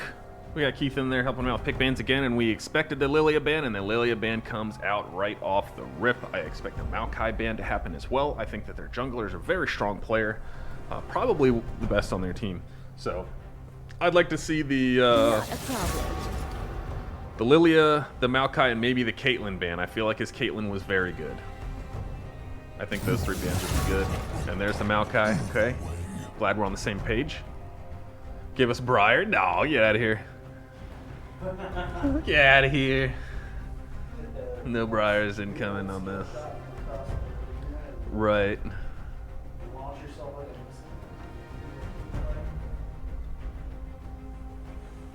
The best part is she just goes in, right? And she just, you lose control of your character until you cancel it. Yeah, it's so fun. Just like set W gaming. Shall I turn in my It's true. cards and rifle as I well? do miss your set play, Loki. I thought that your set play was fantastic. And there's a Caitlyn ban. Man, I didn't even talk to him about pick bans. I am just on point on this game. Very scared of the Galio. So that's an expected ban as well. They banned a bot lane and mid lane, but never banned Max. I don't know why you banned both. Zyra herself is strong, right? So Bones can play Zyra with anybody. So Zyra gets that ban. Let's see, what is our first pick? Malagos has another sneaky pick. All right, well, I'm down to see it. Always exciting to see what players, you know, play. Here's the Yasuo. Okay, okay. Yasuo coming in. Coming in huge. Makes me sad that nobody plays Ziggs out of like APA on Team Liquid. Like he was like a Ziggs one trick for a long time. Then he went to He went to Maryville, actually. He was one of the players that went from Maryville to the Pro League, and he's been doing fantastic with Team Liquid. Should see your new Hue KDA. Wait. Mordekaiser going top again, which is interesting because I felt like the Fiora kind of outclassed him a little bit up top. And then he started winning based off of the game state. So we'll see how that goes. They do decide to go with the Lux, which is going to be another super poke comp. Maybe they've realized something in our gameplay that they feel that we are not going to be strong against AP style comps. If you're going to be picking AP style comps, I guess it's always a good idea. Oh, when we get our Azir, let's go. Banning the Galio is always a good choice if you're going to go AP heavy. Azir versus Swain, okay. Obviously, their mid laner very much likes to play Swain. I do think that Jace has been getting a little bit better. He's been getting the better of him in every one of these games. So, that Lilia, she she popped off last game.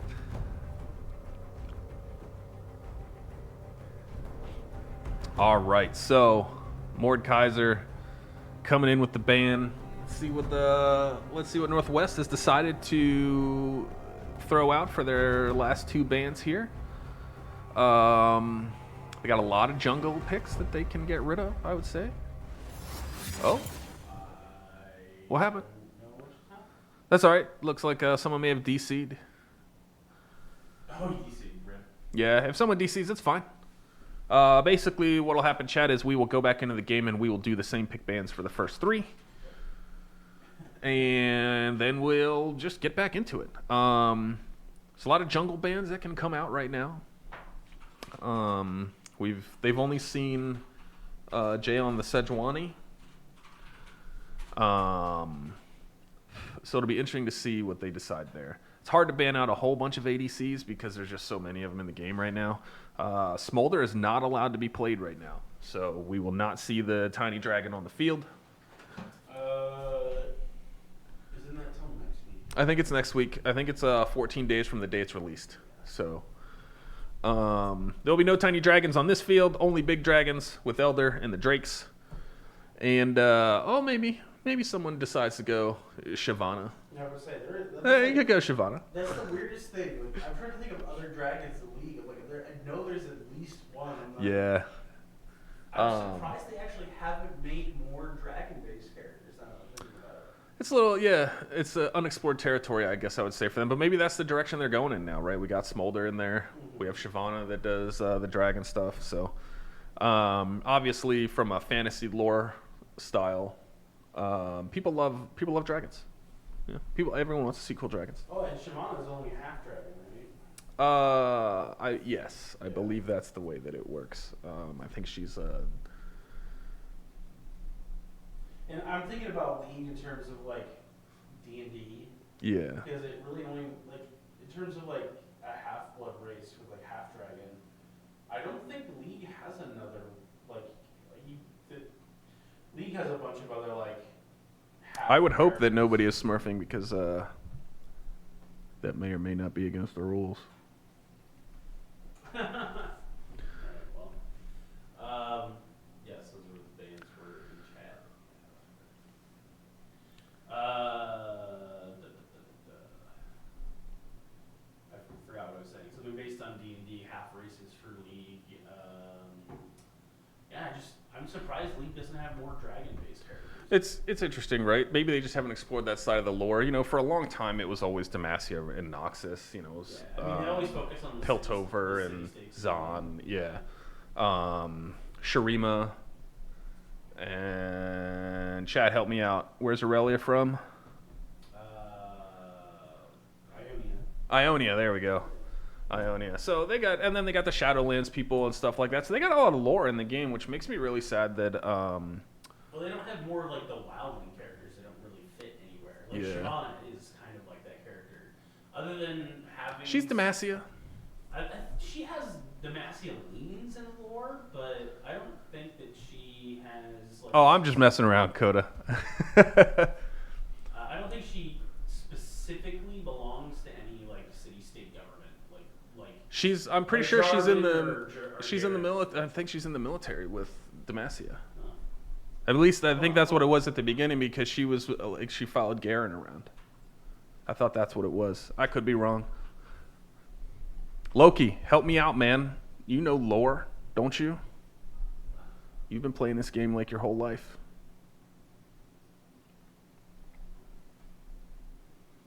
Are we still getting teams back in? Yeah. Okay. I mean, you're not wrong. If I look it up the lore, and that takes me to the League Universes stuff. Mm-hmm. They say that she's from Demacia, but I don't think she's like.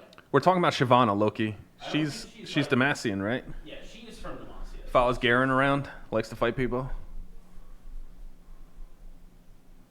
I think that's what it was when she first came into the league. She was one of like Garen's lieutenants or something. Yeah, I'm not really going with like this. Like the lore for League also has changed a lot over the years. Yeah. I remember the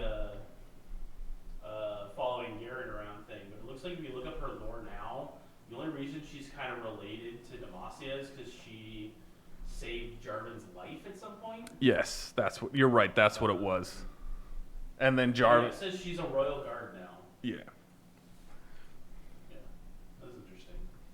Hopefully not Jaime Lannister style. Jarvan's wife? It's not Jarvan's wife. I don't think that's Jarvan's wife. I think that's Loki's headcanon.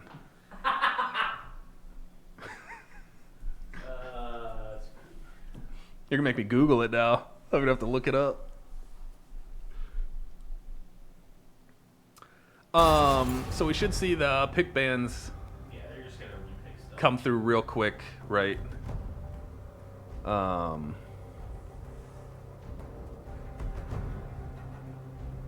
We do see that we should see the same exact pick bands come through. So these first 3 picks and bands from either side should go by pretty quickly. Not a problem. Unfortunately, it seems like Northwest might be having a little bit of connection issues. Seems like they've had two guys.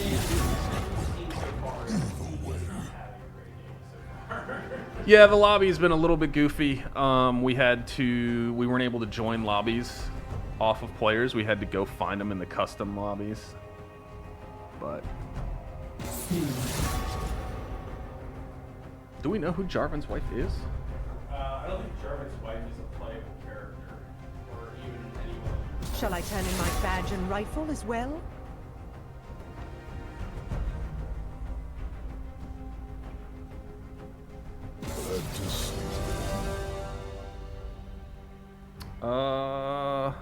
Lady Catherine. Oh, okay. Well, I've never heard that name before. Unless it was like something from our team. I've never watched it. That's all. There's a lot of characters that are named. Home computer took a snooze. Trapper, you guys have been having some rough connection issues today.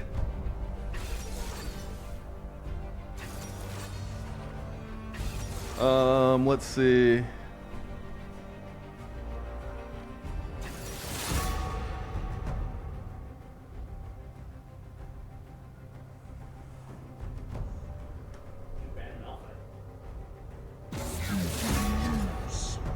Oh, Lady Catherine died in childbirth. I do. And Jarvan has since swore he would never take another wife. I don't No more blame wives. you. I'm quite strong. No mid-game. It's been wild, guys. You guys played a fantastic game, too. Obviously coming back and smacking us around. Merc Tread game part 2. Maybe. There's a lot of AP coming out, but... you know, the Swain is so far we feel that our mid lane matchup is pretty favorable. I won't. We have the Yasuo, so we'll see where that goes. Don't want to give any of that away. What do we got? We got bans. We took the Nyla ban, really, and they took the Sedge and Malphite bans. Okay, I would love to see another jungle ban here. Coming out of us, the brand, really. So it looks like maybe Keith read something into what they're trying to do there. We got the Caitlyn out, so we'll see what they go with. Their The Tristana did not do them any favors in game 1, but the Caitlyn was smacking. Okay, the Jhin, I see you. With Cassante, he told me that Jace told him to play Cassante, and he was like, "What? Why would I play Cassante?"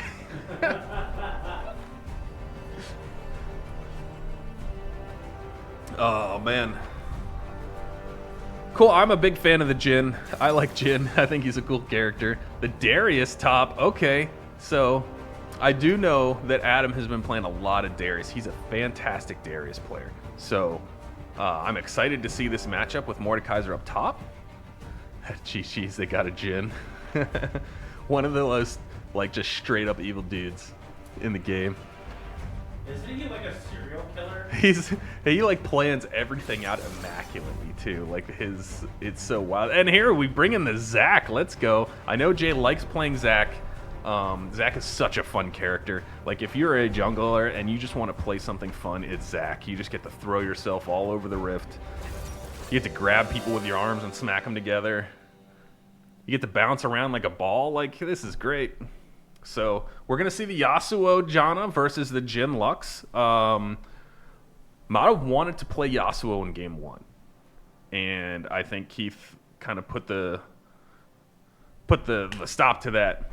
Pump the brakes a little bit. So now that he's obviously convinced Keith that he wants to play Yasuo, so we're gonna see the Yasuo ADC. This is why it's not called ADC anymore, guys. It's just called bot lane. I missed the times where it was ADC.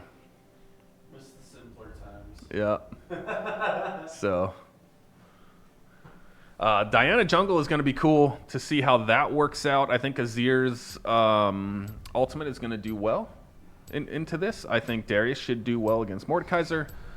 And then the bot lane is going to be really fun. If Yasuo can land those wind walls to stop a lot of that damage coming through, it's going to be really good. If he misplaces those wind walls, or maybe they get baited out a little bit, I think you're going to see it might get a little rough.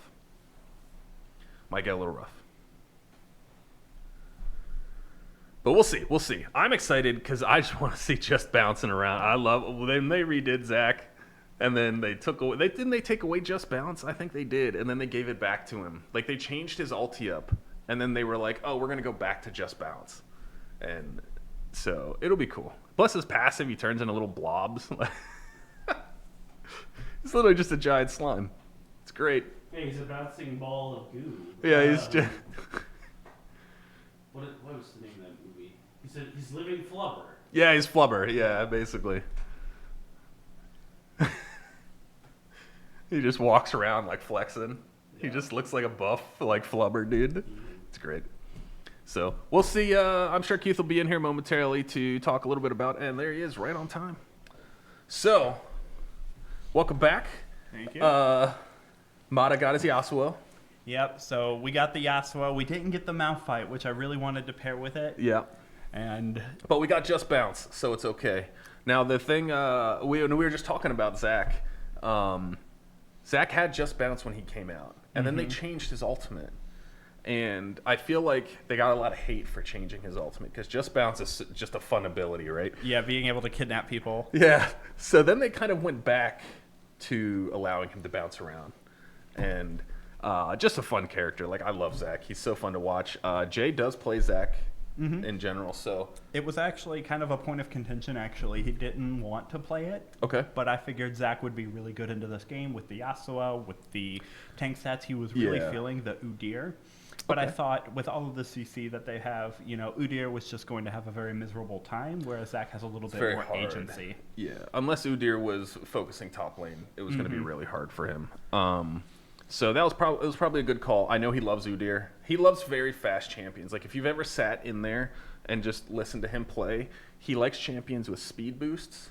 And every time he hits a speed boost, no matter what's happening in the fight, that dopamine hit, he'll be like, why he's playing every time. Like, it's a verbal every time. It's great. That dopamine hit. The ability to go fast. Yep. He goes fast. That's why he plays Poppy. He just loves the fast Poppy. So we'll see how this plays out. Mod is obviously very confident on his Yasuo. So as long as those wind walls land right, I think that we're going to see a good gameplay out of him bot. Definitely, and it was definitely about getting him comfortable, getting him on a comfortable pick. It was actually funny because when we were talking about drafts, what did he not want to play into? I actually brought up Jhin, and they weren't worried about it. Okay. They said they would rather ban out, some of the other picks. Yeah. So, plus, he can just win wall Jin's ultimate. Exactly. Definitely something, they're going to want to catch people out with that Lux poke and the Jhin W. That's really kind of what they're going to want to do. I think, Merc Tread's game part 2, as chat said, was quite accurate. I think the Azir will be able to shove Swain out. Like I said, I don't think Swain was the problem last game. I think he just got fed as a consequence to the Lilia being strong. And I think the same thing happened with their top lane, right? Because we were just so far ahead on top lane. It felt like Jace was doing very well against the Swain. He was not preventing the Swain from CSing, right? The CS was very close, but I felt like he was winning the trades constantly, like he had the pressure. And their Malagos and Kill fight just popped off last game. Like it was really good. The Lilia pick was huge. And now he's going on Diana. So it'll be very interesting. They're a very, outside of the bot lane, a very short range composition. Azir should be fine here. He's got the entire mid lane to run. Yeah.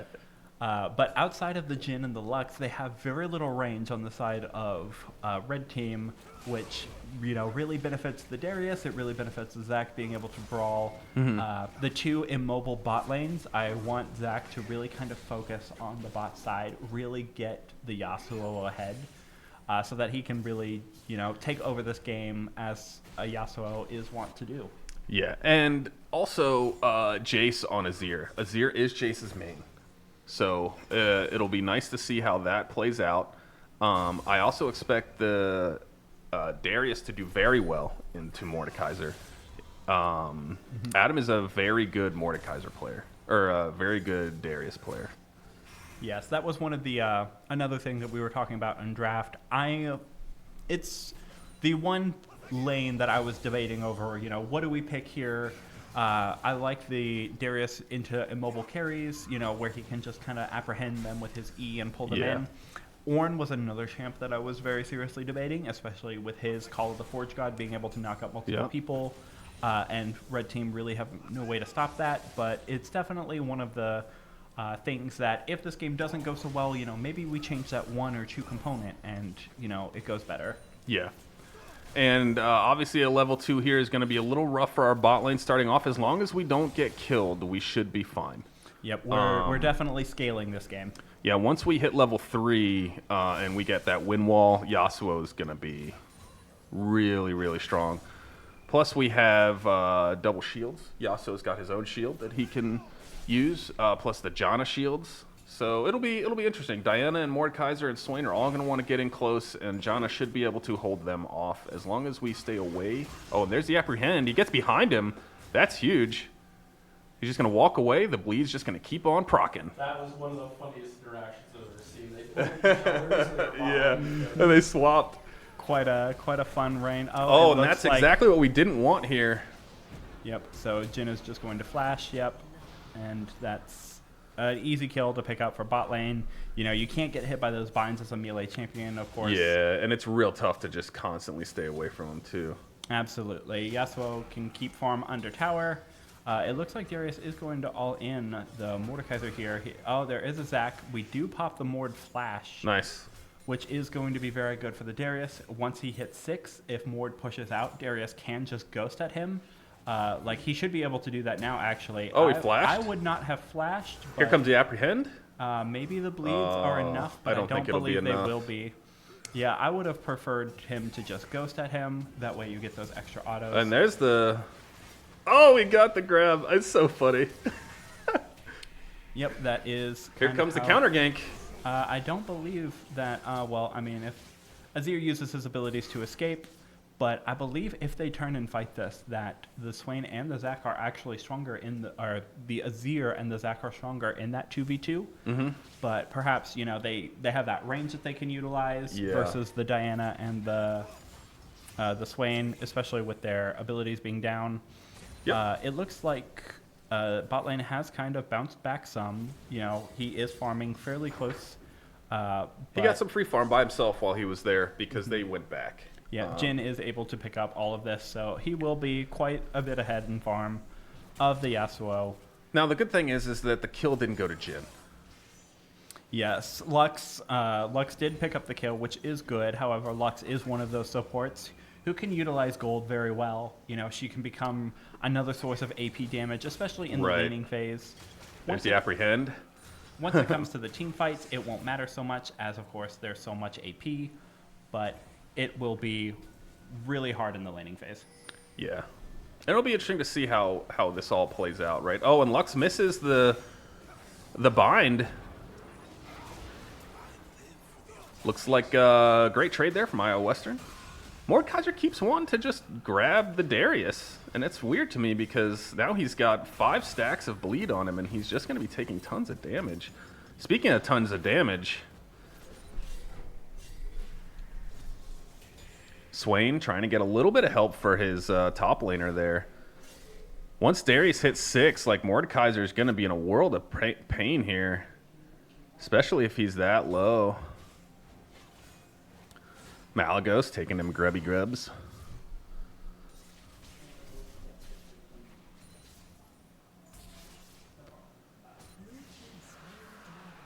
Looks like Diana takes grubs same time that Zach takes the dragon. So Mountain Drake, one Mountain Drake to IO Western side. Which is going to be very good, especially Few for little the grubs. Darius and the Zac. Yeah, it's going to be really nice.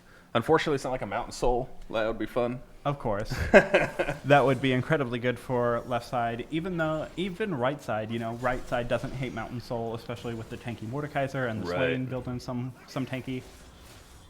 Jenna's using her move speed. It looks like they're really brawling with this. They really want to, but I don't know if that's the play, right? Because John is very low right now.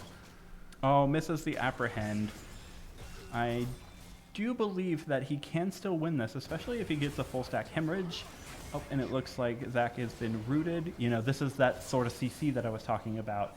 Yeah. You know, Udyr kind of wants to run in. This way, they at least burn Jin's flash, so Jin has no more flash to get away. So next time Zach visits bot lane, that'll be an easy kill, hopefully. And every gank right now that Jay has done has burned a flash, right? So he's burned topside flash, he's burned the ADC's flash, and he's burned Mid lane. mid lane's flash. Like, I would really like to see him rotate top lane. But Adam's got to be a little careful here. He's wasting a little bit of Malagos' time. I can't imagine that Mordekaiser wants to hang out here. He's at like half health. It's almost one combo. Definitely. It's really good to burn that Diana's time, especially because, like I said, Zach has been ganking a lot while Diana has been power farming. So Diana is up quite a bit of farm on the Zach, but it looks And like this is an execute. the pressure that Zach has... He didn't even use it. Yes, the pressure of Zach, you know, that's one of the things, being able to get those lanes ahead. Mordekaiser had no flash to get away from the Darius, which is, of course, you know, that kill is granted to him because of the Zac wasting the Mordekaiser's flash in that gank a few minutes ago. Yeah. Mordekaiser's flash will be up for the next time, but with this kill, Darius can really kind of brawl with the Mordekaiser. And it's also really hard for Diana to keep up with Zach, right? If Zach is being that mobile jungler that's all over the map, throwing himself over the walls like to get these ganks, she has to just walk and spend so much more time moving because she doesn't have those movement abilities to get clear over 2 walls, right? She can't throw herself from, you know, it feels like halfway across the map sometimes as Zach. But she is prepping for this bot lane gank. Yep, it will be interesting. You know, if Lux lands a binding, then that could be the gank itself, but we will see. We have John ulti. We do, which, you know, it really depends on the timing, because if Janna ults immediately when Diana jumps on her, the pull from Diana's ultimate will actually cancel the Janna ultimate. Oh, So interesting. Okay. It comes down to, you know, is he patient enough? Can he hold that? Or does he tornado the Diana? Does Yasuo still run Ghostblade? So Yasuo... That used to be huge for him for a long time. Yasuo has a very, you know, he has quite a lot that he can build. it really comes down to what's going to be the best in this situation. Yasuo lethality, I don't believe is the play anymore. I want to say he is, still that crit style build where he rushes things like Blade of the Ruined King. He'll run. Yeah, that's fair. He'll rush things, of that nature. So it really depends on the build. Bork would be pretty good this game due to the healing, and of course the Mordekaiser and the Swain. Oh, into the turret. Yes, that was very good by Azir, and this may be another solo kill for the top lane. So it is at this point in the game that you really, as a team, need to see the big picture here. We're playing kind of for bot side, but top is winning so hard. We should really keep that snowball going. Yes. Play for grubs. Darius is so much stronger than the Mordekaiser is right now, and he can really put that lead. He's getting some free plates, so this Darius is so far ahead of the Mordekaiser right now. We really need to leverage our topside advantage into leads for the entire team. Mordekaiser burning his TP here is very good for us as well. Now he doesn't have that for like a bot side dragon fight. Yeah. He cannot randomly show up in a 2v2 or a 3v3 fight bot lane. So that is very good for us. And running the Ghost, that's exactly what you want out of your top side. You really do want to dominate that lane, especially if you're not running TP. You really need to focus on that laning phase. Yeah, and taking the grubs here is nice. It's got to be a little nice. That was good. He's going to have to dodge the skill shots here. And he does. Yep, they should be able to turn and just murder this Lux, honestly. Yeah, there's no cooldowns anymore. All of her abilities. Yep, it's definitely something to... Oh, that was a little... Oh, it's a little unfortunate. The supports get the kills. That was a little bit of a misplay, by the Yasuo, walking out of Janna's healing ultimate and not allowing Janna to really exhaust the Jhin or Lux there. I would really like to see Adam here just impose his will, right? Mordekaiser can't leave his tower. Yeah, so definitely something to... there's multiple different ways to really enforce your will, of course, upon the enemy topside. I do believe Azir is dead here, which is rather unfortunate, but, sometimes that's, caught out wanting to take vision on the dragon. Yep. It does look like Mordekaiser did die again in the top side, so Darius really dominating this lane. Now, Jay does have flash here, so there is an opportunity for him to flash and try to take the dragon and then go out, but I don't believe it's worth it. You wouldn't go for that play? No, unless he's going for like a flyby where he's jumping from one pit of the dragon to another. I don't believe that's worth it at all. But like they're gonna go for it, I guess. Definitely. Oh, they got the Ocean Drake, unfortunately. But he's still alive. But Zach is alive, and he still does have his passive, so it definitely. It may be. Oh, what a fight by Iowa Western! That really was coming huge. back into that. That Zach passive coming in clutch, even though he didn't even need it. He knew he still had it in his back pocket. Definitely something to keep him extra safe, and the peeling between the Janna, keeping them from being able to auto-attack that Yasuo at such low health. Yeah, playing a game of inches here. And an auto-attack would have just ended it for Yasuo. So well played by Iowa Western there. Bones keeping his guy alive. Jay, like you said, didn't even get put into his passive. So huge for Zach, because it's such a nice comfort thing, right? And it's very surprising to me that we are not seeing just walking it down on the Mordekaiser, right? Yeah, like I said, there's a couple different ways that he can really impose his will here, and I actually think this is the correct thing to do. Keeping Mordekaiser starved? Keeping Mordekaiser starved by freezing your lane, so Mord has to constantly overextend to get any shred of experience, and if he overextends, obviously Darius can pop that Ghost, he can run him down and kill him all over again, so I believe this is the correct play for Darius to be doing. Well done by Darius to recognize that this is the play. Now he might... Oh, and Mord unfortunately pulls Darius to him, so Darius should just be running all over him here. Yep, the Diana is here, which he can 2v1 this. He gets the fear too, right? Yep, he should pop ult there, and that is the 2v1. And that's scary. And the play by Game Void showing off those skills with Azir, and that should be... a triple kill to the Darius. This is one scary Noxian. Yeah, and then that should be Shelly as well. Darius probably going to take tower here, or he's going to go help Shelly. You know, either way is a decent play. I don't think that they need help on Shelly. I think him going up there and taking that tower to get that first tower gold probably would have been a better play. Definitely, I believe.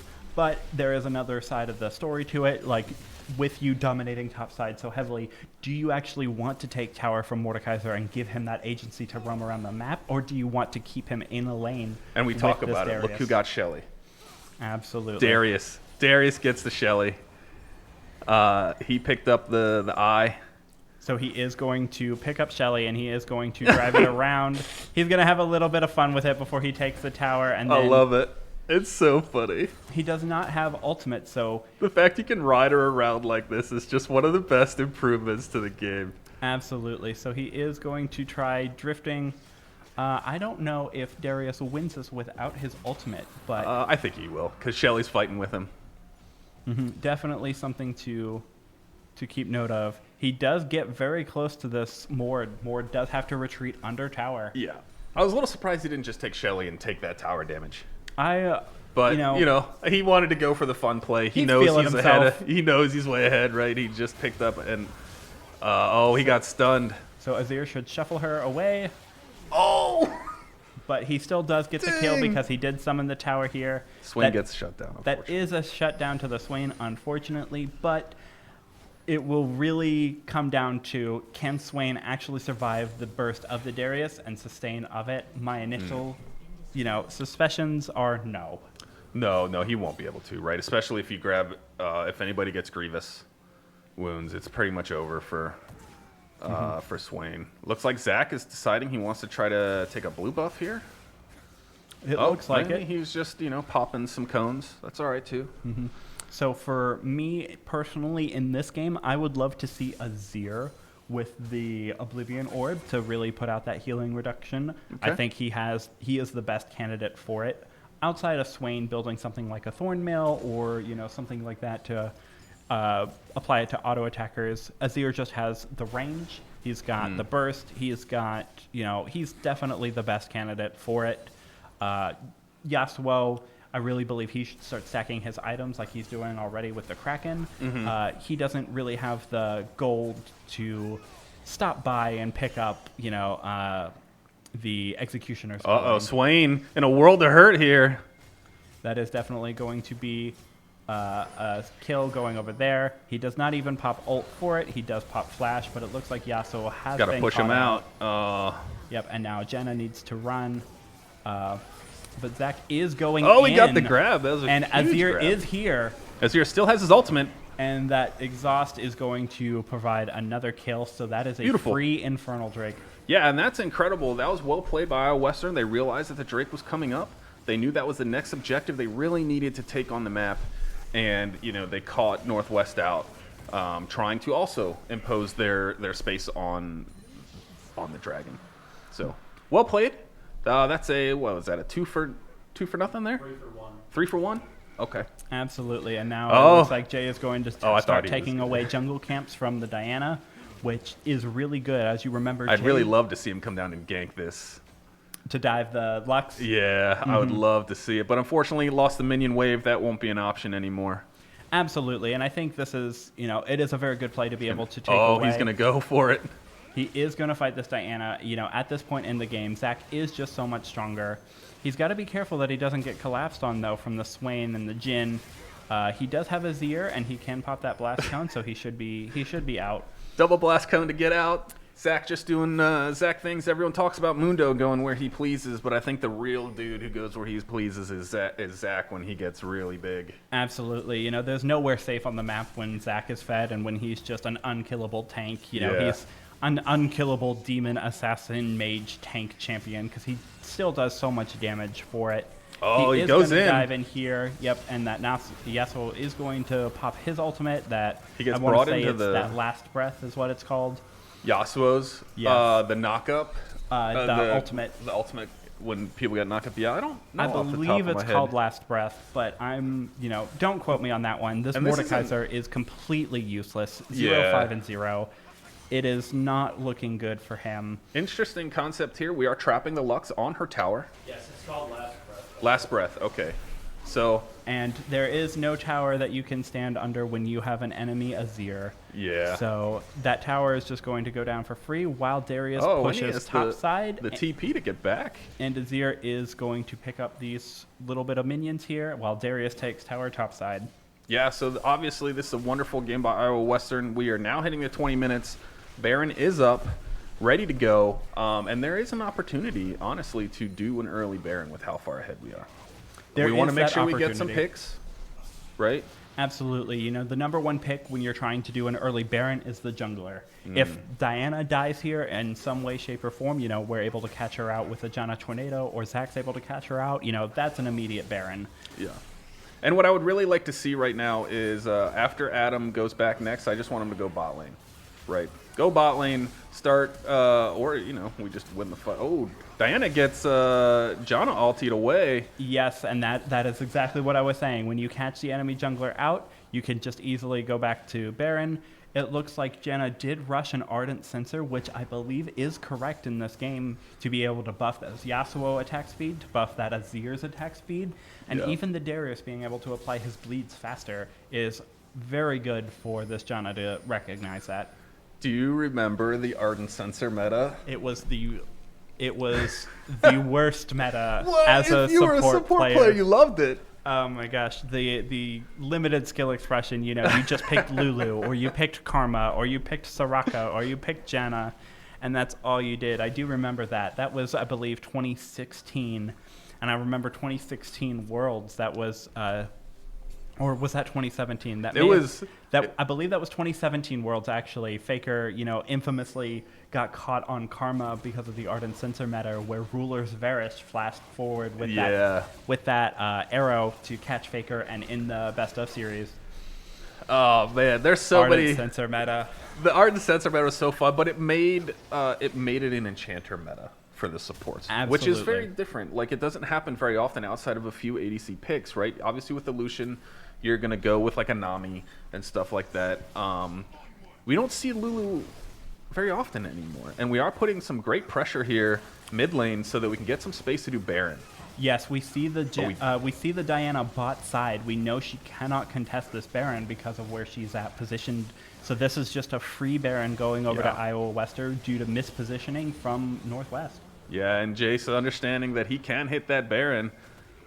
Oh no. Lux is kind of walking forward. I do believe this is called inting in most League of Legends games. She does have to burn that flash for really, you know, no reason, as Lux knew that they were all there, even without getting vision. I don't think they had any vision on Baron. I don't think they had an idea that we were doing it. And as a support player, sometimes that happens. You're like, oh, I need to go ward to make sure they're not doing Baron, when they've literally just done it, and now you're like, oh no, I've got 5 dudes hitting me. Yeah, absolutely. You see the Baron icon from them going down. Chill here. Janna should just ult the Swain away, and that just need to be chill here. Oh, Janna takes the...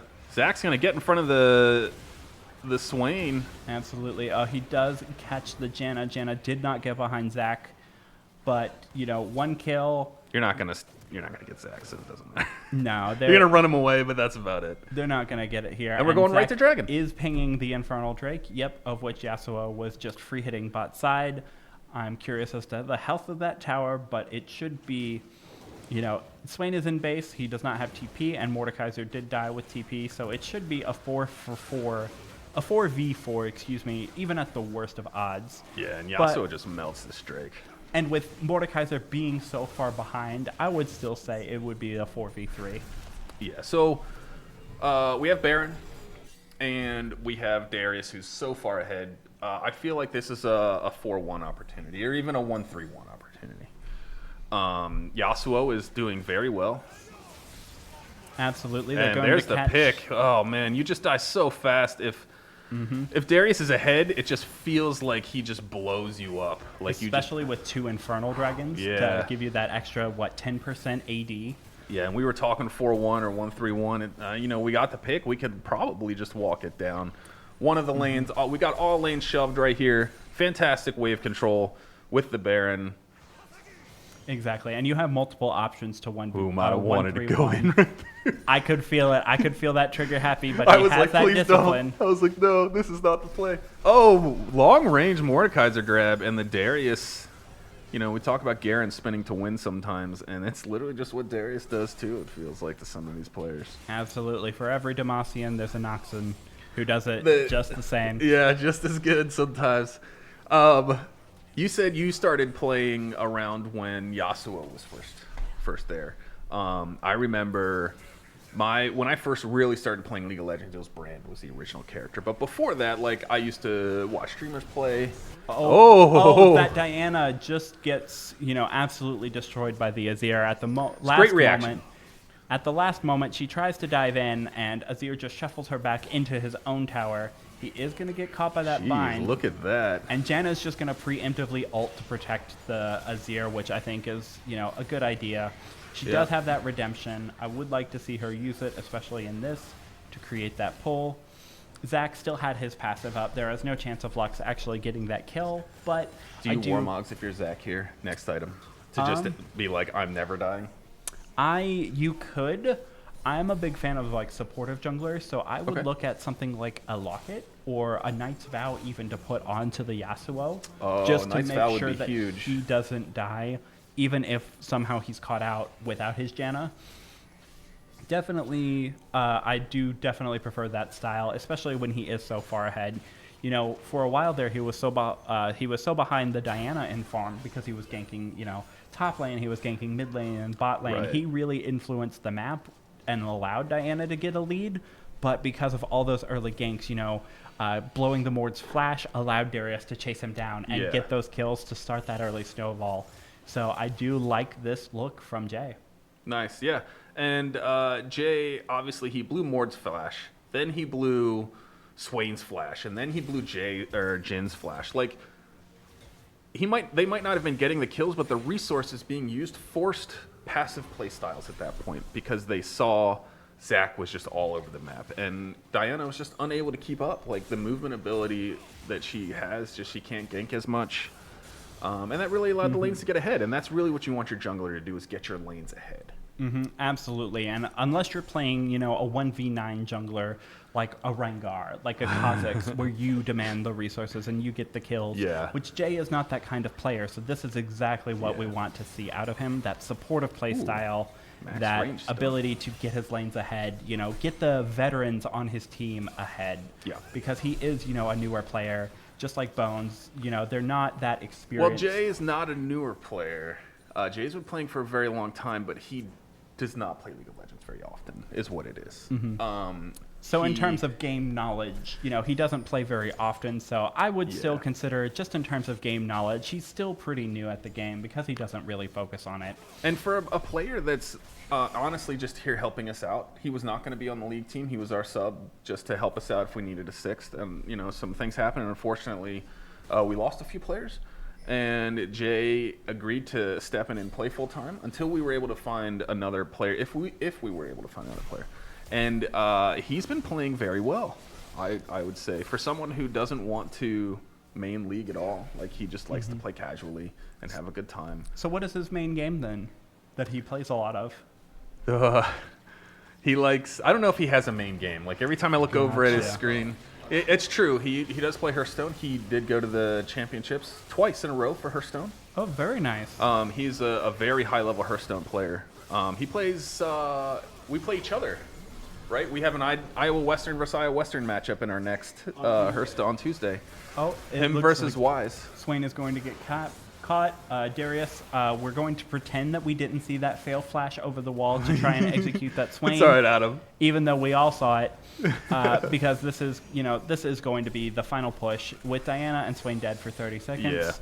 They can push in that mid lane, and there isn't really a whole lot that they can do. Play, Look at that Azir shuffle, and Darius can just run him down. Spin? Even if he didn't have the Zac there. Land.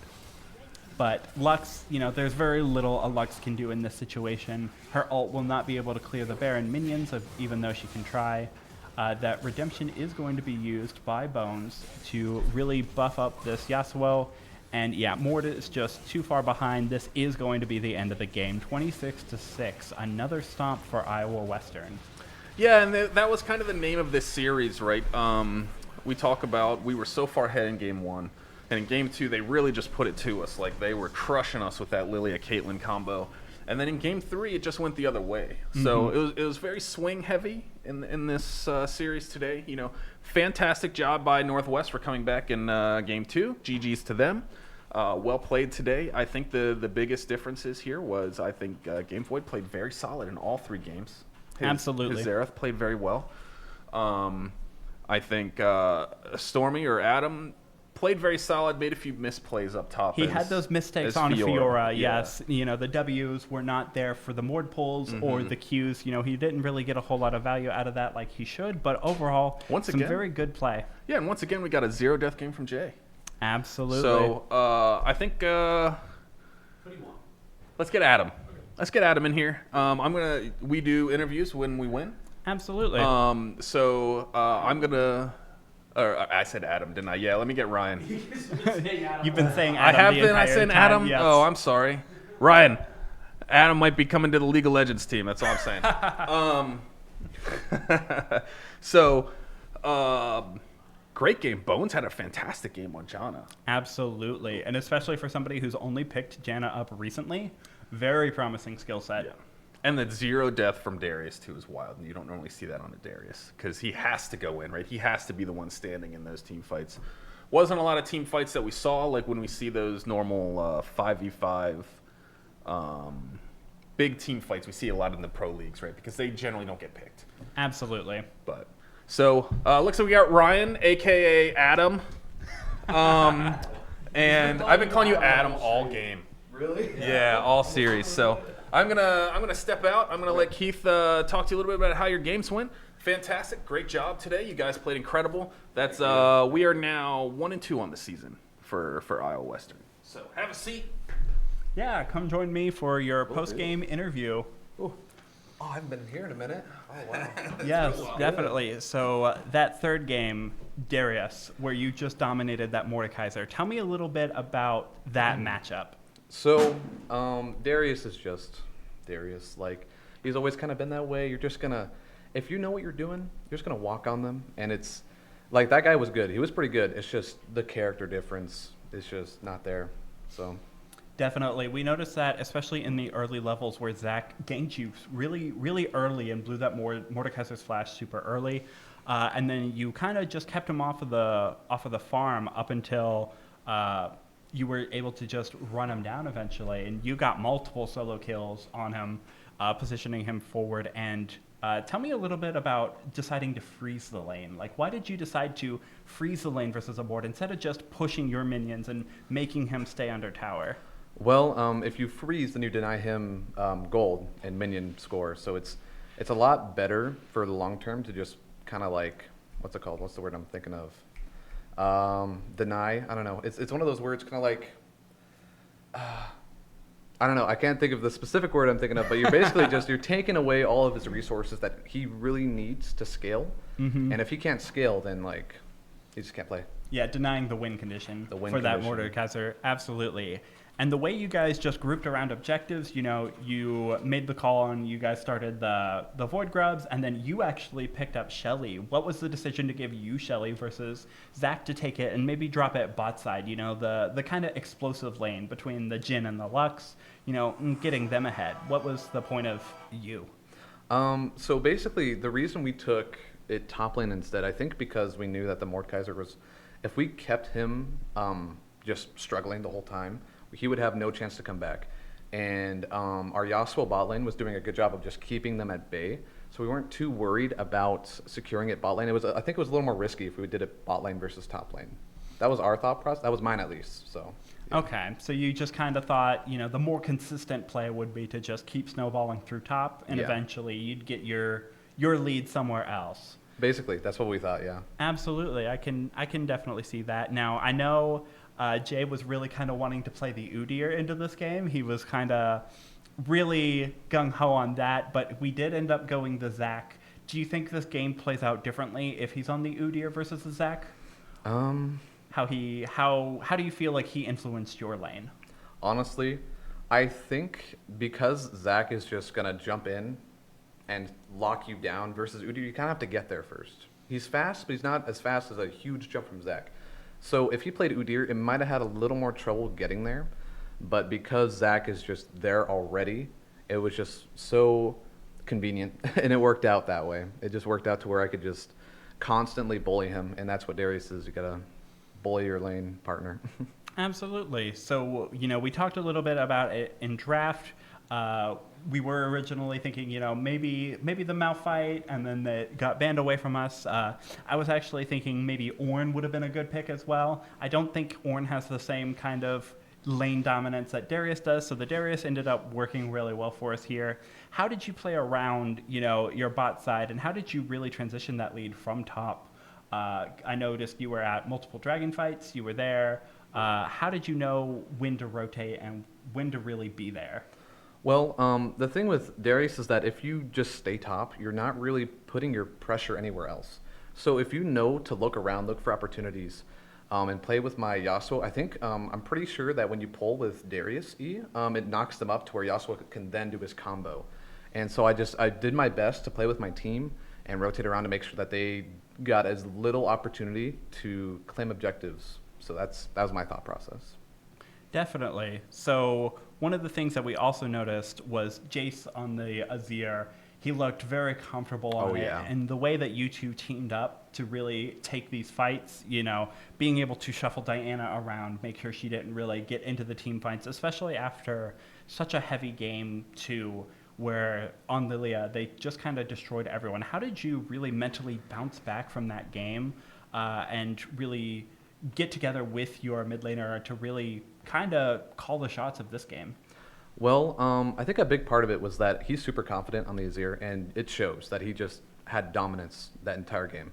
And when you have a game like that last game with the Lilia, I put all of my negative thoughts into the character. Once the character's gone, no problem. That was my thought. I hate that character. She's broken, but now we only have to worry about a Diana. That's fine. Putting That's it all manageable. into the Lilia, Literally into the deer. Out of sight, out of mind once they're banned. And it felt so good not playing against a Lily. I can imagine, especially now where Lilia is so OP in the meta. Yeah, and the enemy jungler did a great job applying that pressure, so we had to get rid of it. Definitely. One of the hard parts about Lilia, that mobility, especially into champions like Darius that don't really have that. You have to take Ghost or you have to take TP. It was really good to get rid of that and really gave a lot of win cons, keeping them down off of their picks, keeping them uncomfortable. One of the surprises was a Swain. Swain every game for the mid laner. Game 2, it had a little bit more impact than the other games. Were you surprised to see that they picked Swain all 3 games? Not really. I think right now he's really strong. I think that because of what we picked and how we were playing around each other as a team, we were fine with him continuously picking the Swain because it's not like like a Zed. He's not going to be everywhere all at once and just snowball into oblivion. When he could do that, but with the Azir pick, we were confident and we were fine with him being on Swain. So I think we were just less scared of the Swain than we were of the jungler, mostly. So. Okay, that makes a lot of sense, especially given how the jungler played game 2. Right. Was really oppressive. Even Mordekaiser that game 2 was pretty powerful. So definitely something to consider for future games. One of the things that I did want to talk to you about was, just overall as a team, what is especially when you're winning versus when you were losing, games 1 and 3 versus game 2, how did the communications happen? Were you less communicative game 2? Did you feel like your communication broke down? I know, especially with some of those flashes there, like that Darius fail flash over the wall to trying to execute that Swain at the end. I could tell you guys were feeling yourselves. How do you manage those game 2 type of games where everything seems to be going wrong? How do you guys really band together in the moment, or how do you bounce back? Well, so like I said, we kind of put all of our negative thoughts away once we start a new game. It's like a clean slate. And so we all just kind of stay positive. We're a very positive group, and we're always looking for the next thing to focus on. We're never stuck in the past. I think that's a huge thing, is focusing on what you can do instead of what has happened or what might happen. You got to focus on what you can do in the moment. And I think that's our general thought process. Love that. Especially, on such a win. Congratulations, guys, for the win. keep doing what you're doing. We love to see it, especially here at Iowa Western. And guys, don't forget to stop by our Twitter or our TikTok and YouTube page, for all of our content, so you can follow these guys on all of our socials. Thank you so much, Ryan, for the interview. Thank you. All right, ladies and gentlemen, thank you for coming out to watch League of Legends play. The first win of the season, Week 3, puts you 1-2. That is all for the stream today. We will be back Monday with, it's not FIFA anymore, it is EAFC 24. So catch that on Monday night, and we will see you all next time. Peace out.